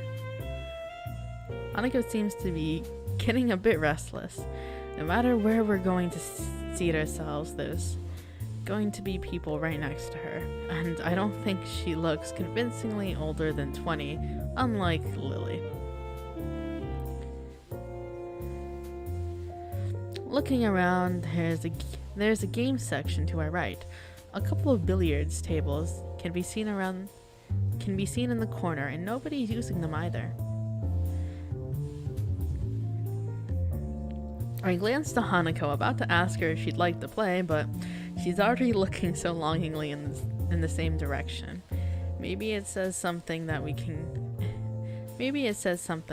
get by with so few words nowadays.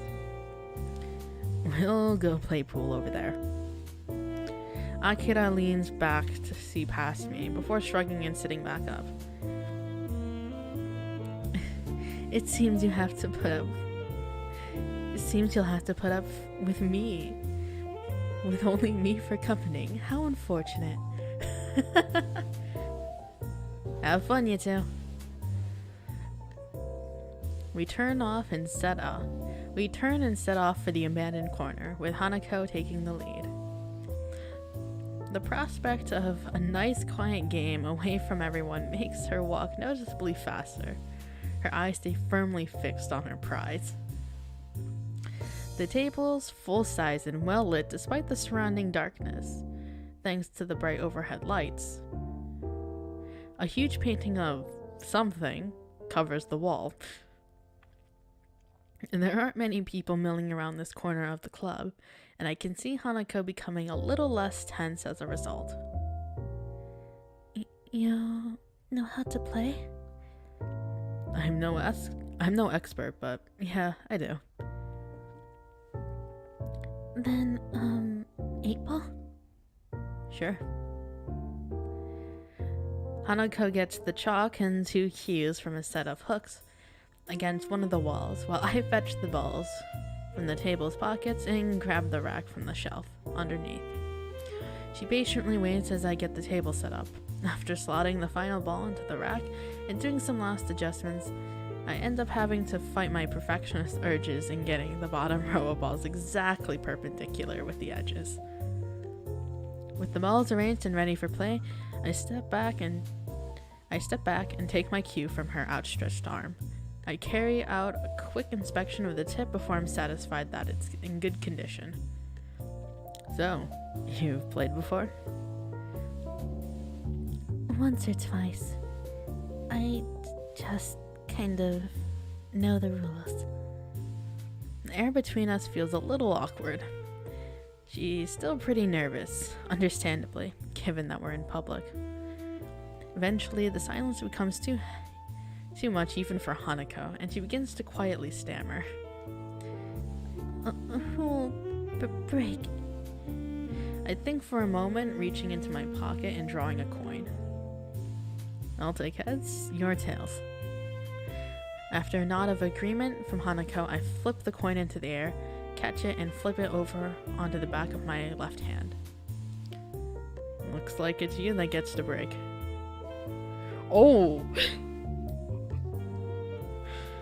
Yo, that's CG though.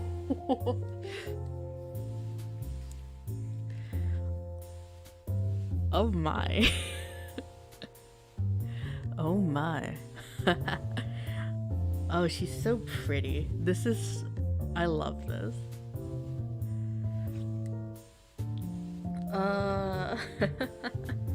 Man. Hanako's so pretty and so cute. I love her. I want to steal her heart so bad. Hanako nods again, before taking up her position at the end of the table. She's not usually this quiet around me, but I'm not wholly sure if it's because of the tidbit of information about her past that slipped out a moment ago.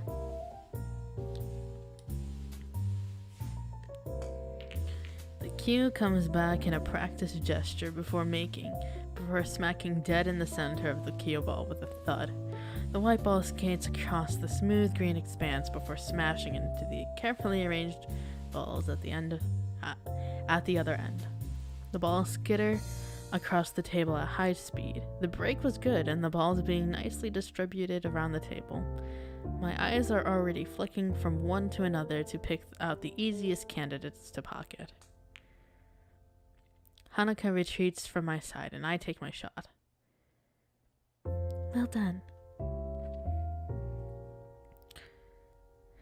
It's only after Hanako says this that I realize the ball I was shooting at was sunk. I look at her and notice a small smile on her face. It's nice how playing games seems to loosen her up a little. Yes, I'm stripes then. I take a step back and let her take the next shot, but she doesn't advance to the table. Rather, she looks down a little and rubs her arms. By now I can identify this as one of her gestures that she means she wants to say something but isn't sure enough of herself to do it. What's up? It's just, you had a nice smile. Do you like playing this? I sigh and lean back against the table. I like playing, yeah. I think I was smiling because it's really nostalgic, though. Hanako tilts her head quizzically. Me and my friends used to play pool in the game centers near where we lived pretty often, and at nights too. Wouldn't your parents? My parents both worked, so they didn't really mind me not being in the house. I stayed on top of schoolwork pretty easily as well, so there was plenty of time to do other stuff at night. Our conversation dies down, with Hanako's timidity getting the better of her. In response, I get off the table and let her take her turn shooting. There aren't many solids in easy positions, so Hanako bends down and it takes a while to line herself up properly. Oh, look at her smile. Oh. とってもかわいいの子。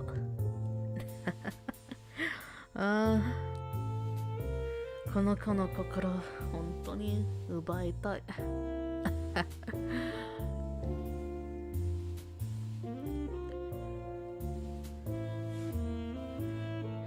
Hanako's expression is the same as when we play chess, a relaxed but focused concentration.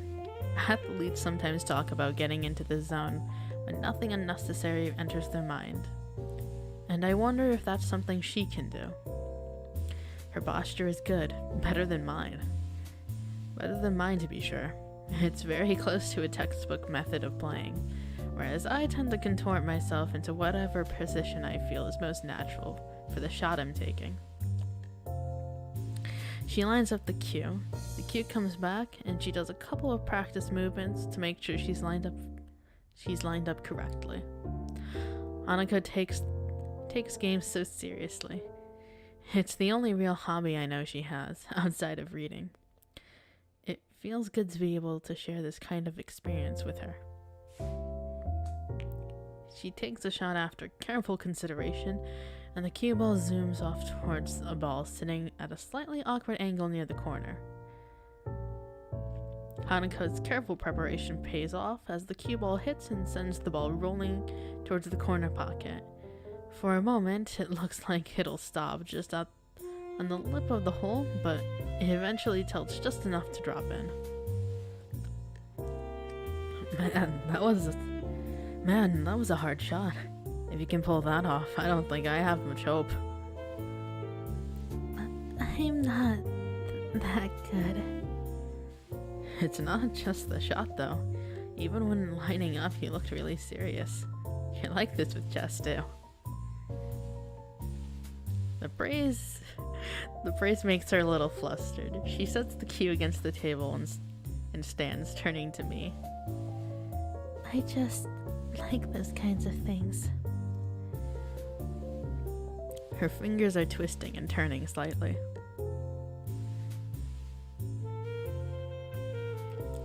When I was in the orphanage, I just kept doing the things I liked before.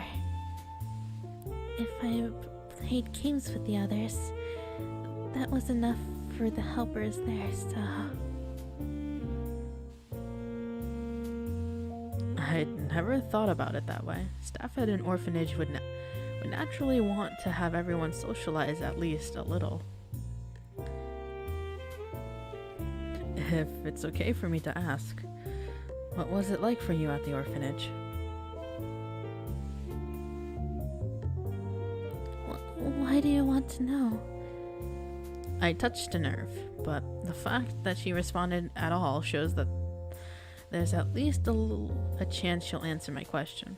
Before, she likely would have just shrunk away from it without a word. I'll tell you, but... But?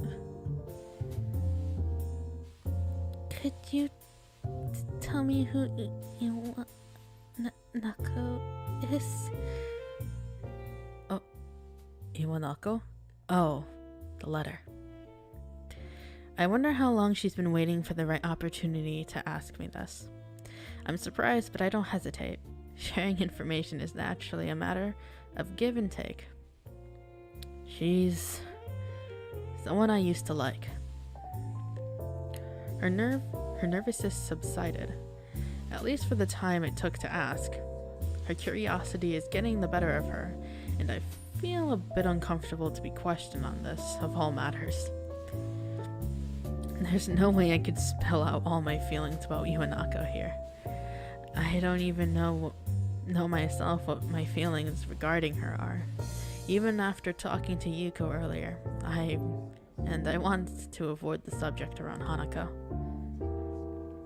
Hanako doesn't look overly satisfied with the awkward ending to the discussion, but thinks better of continuing it. She was only managing to ask me in the first place, without knowing that I wouldn't want to talk about it. I move to finally take my own shot. The lack of talking between us is filled with the chatter of the other patrons and the band at the other end of the club. Spying a shot that doesn't look too difficult, I try and shoot for it.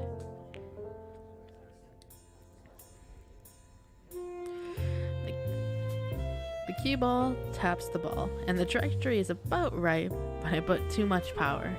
It grazes the corner of the hole and moves off to the side, just skirting the pocket. I grit my teeth a little. I was pretty good at this game, and it's frustrating to have deteriorated so much. I step back and let Hanako take her turn, glancing towards the counter where Lily and Akira are sitting. They're talking between themselves and seem to be having a good time. I turn back to Hanako as she takes her shot. With the same face as before, she lines herself up and sharply pushes the cue. Just as before, she sinks the ball she was aiming for. It drops into the side pocket more cleanly than her last, though. It looks like as if she's getting a bit more into the groove of the game. Nicely done. She hesitates for a moment and begins to address me without turning her head.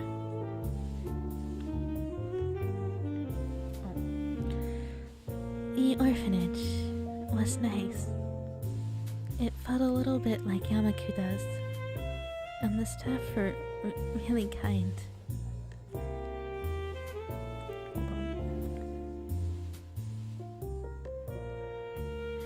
But as the years went on, I realized something. I was different.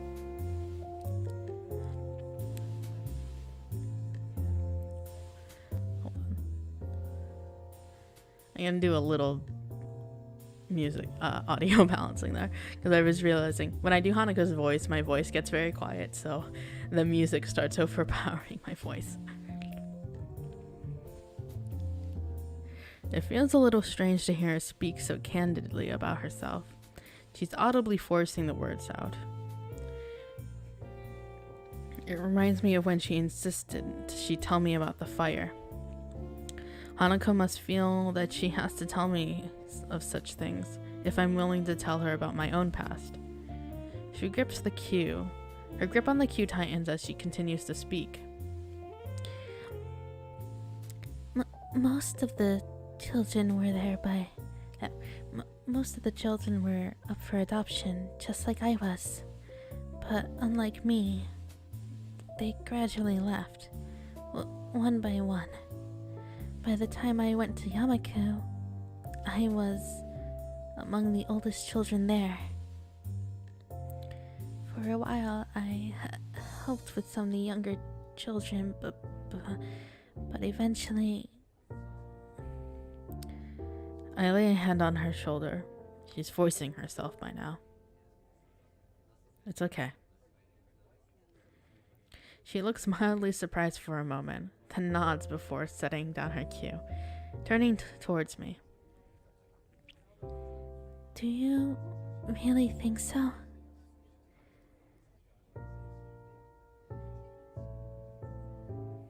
Yeah, I think so. Even while Lily's away, I'll be around to protect you, right? Hanako looks at me for a long time, and I'm taken a bit off guard. Her expression hasn't changed from before, and her expression hasn't changed much from before, still looking somewhat maudlin, and silences between us aren't unusual. I think it's the fact that she's holding such a prolonged eye contact that it makes this feel a little bit odd. It feels as if she's judging me. It's a very strange, vaguely uncomfortable feeling. Hanako? I understand. Thank you. She smiles and looks away a little, but it feels stilted. Hanako isn't very good at faking emotions, and this is no exception. I move to the table and take my turn to try and distract myself, but it doesn't seem to work. Does she think I'm not up to the task of helping her? Is she disappointed in me? I'm probably overthinking this. While her silences are just an accepted fact of life by now, sometimes I do wish she'd speak to me more. With a thud, I send the white sphere careening down the table into my target.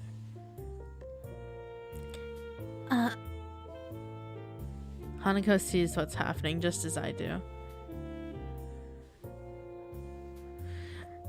Hanako sees the ball hits hard with the striped ball I'd intended to sink, veering off towards the 8-ball. Oh no. Sure enough, as both Hanako and I look on and bite her lips, they connect, and the black ball rolls leisurely into the corner pocket. All I can do is sigh. It looks like Hanako is smiling again though, so maybe it wasn't for naught. That was an awful shot. You win. It seems I'm getting pretty rusty after all this time.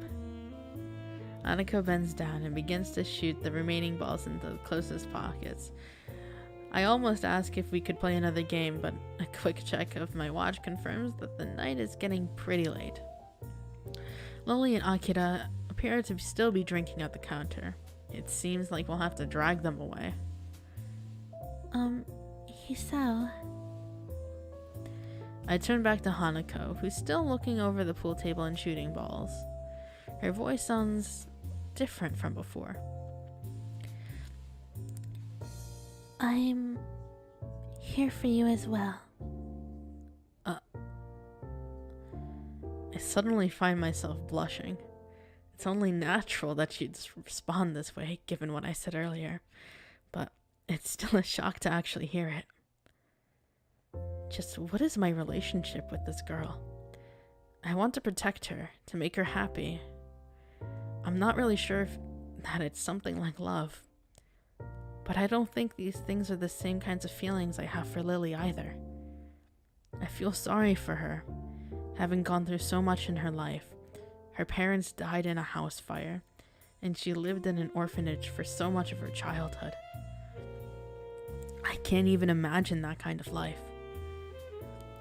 But I feel like there's so little I can do for her, especially now that Lily is going to be leaving the country.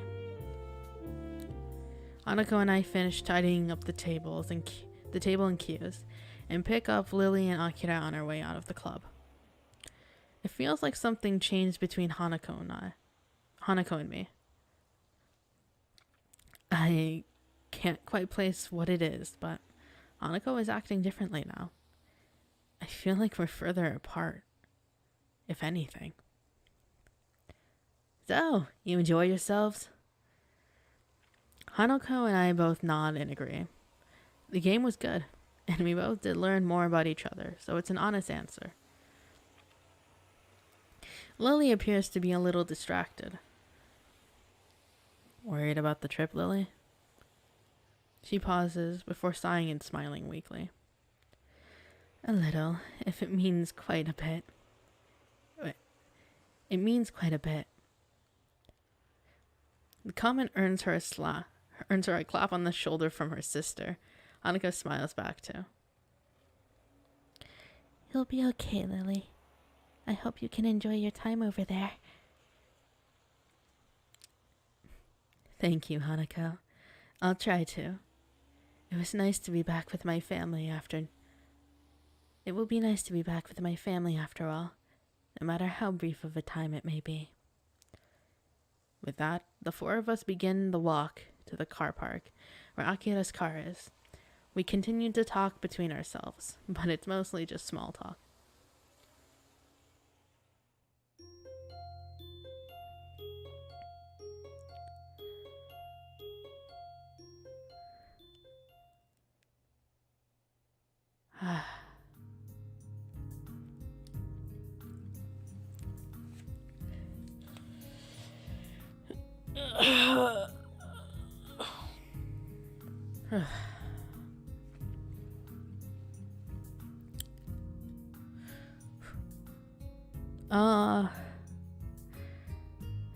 I think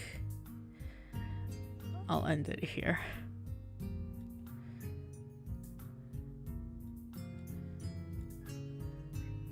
Just make sure.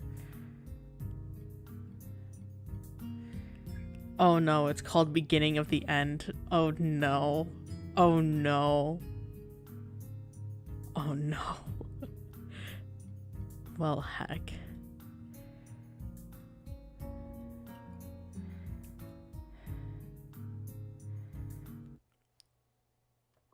Yeah, I think I'm gonna end here because it also seems like we're reaching a mild turning point.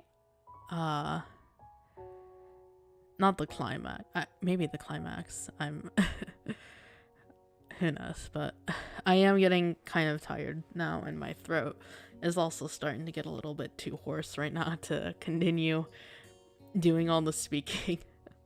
I will say, doing visual novels is fun, but it is pretty taxing on the vocal cords. But I will teleport us back to the free talk screen, so give me 1 second.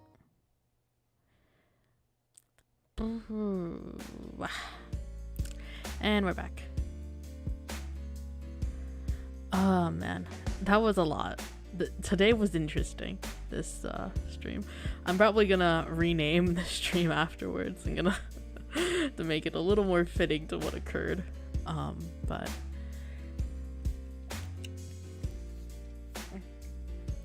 yeah, I definitely think I have maybe a stream or two left of the game, for sure. Or at least for like Hanukkah's route, because I did say I'm doing all the routes. Oh, Fresh Static Snow donated $5. All of the pats and the hugs for Hanako, and all of the hugs for Share Zero. Thank you so much, Fresh, for the donation. Thank you. I appreciate it. And yes, lots of pats and hugs for Hanako. She definitely deserves it. Oh man, that was fun. It got heavy, but it got bright right at the end, which I think is a very nice note to leave off at. Oh yes, I do have one thing I do want to do. I got permission from my friend to do this. If you have not seen me tweeting on Twitter, soon, my friend Athena will be re-debuting. She'll be re-debuting this weekend with Akio Air.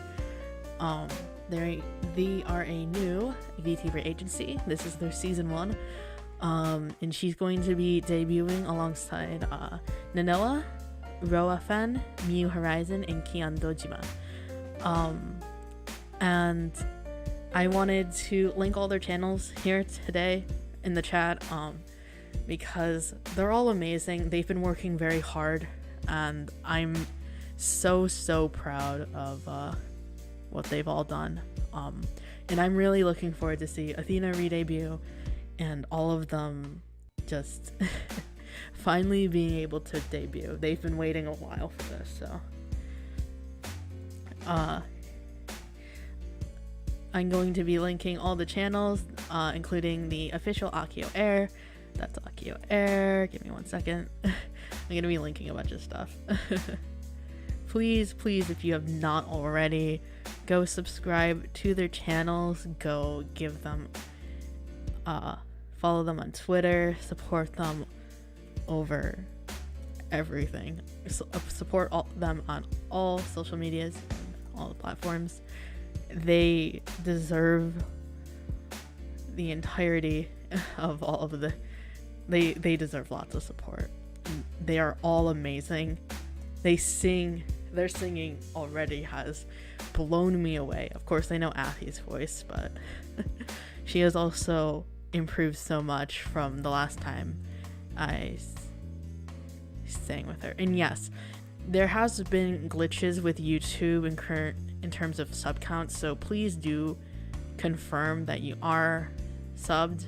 If you have subbed already, make sure it's still there, because I know YouTube's been freaking the heck out. I'm not sure why. But yes, please do reconfirm that everything is going well in terms of that.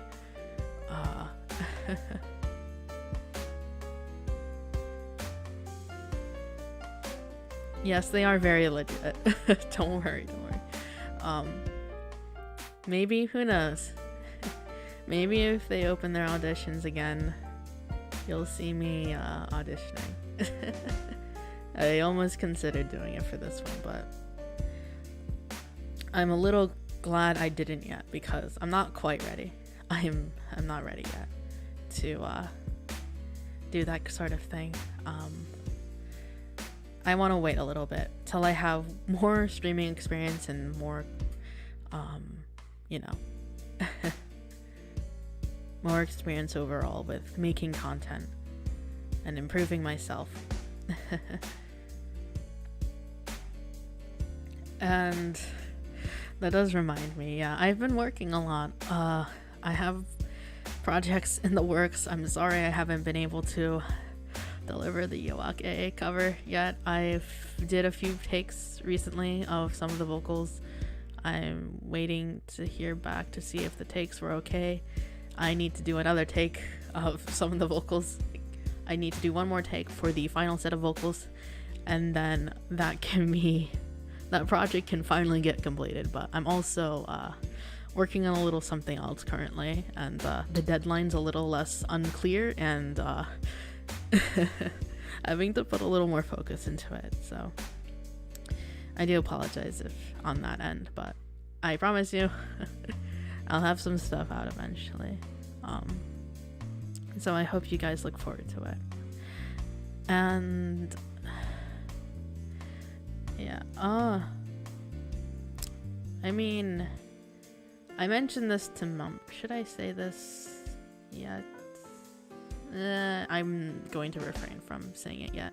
But if you'd like to know and you're curious, you can join the membership on Coffee.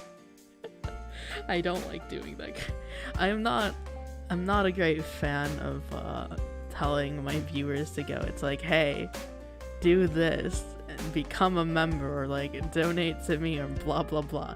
It makes me, I don't like doing that. It just feels wrong. I don't like asking people to give me money for random reasons unless there's like a good reason as to why. Like with the voice pack, that's a different question because I'm selling something, but like with things like that, I'm just, I don't know, it's a little off-putting to me to like ask people to do that, which is probably why I'll probably never do like a dono-thon of any sort unless it's like a charity stream. But you know, I will say though, I do appreciate all like the monetary support as well. It does help, especially since I am, you know, I may be a phantom thief, but I'm also a student. There's a lot of things that happen, but literally just having you guys here to watch and enjoy and being able to chill with you guys is a joy. For me, that's enough. And who knows, maybe one day I'll have a bigger audience, but for now I'm satisfied like this. Anyways, thank you guys so much for stopping by and watching me continue on my playthrough of Katawa Shoujo. I'm looking forward to being able to see the rest of Hanako's route. Will I finish next time? I'm not sure, but we'll see. And if I do, maybe I'll do a little vote to see whose route I should do next. I'm thinking of doing Lily's route next, considering that she was the second girl considering that I was pretty, I was in debate about choosing Lily or Hanako, so I might do hers next after Hanako's route is completed. But anyways, thank you all so much for stopping by. I hope you had a great time. I had a lovely day with you. Lovely time with you guys today. So, as I leave you now, I hope you guys have a wonderful morning, afternoon, evening, whatever time it may be there for you. And I'll see you guys in the next one. Tsume Shiro. Bye.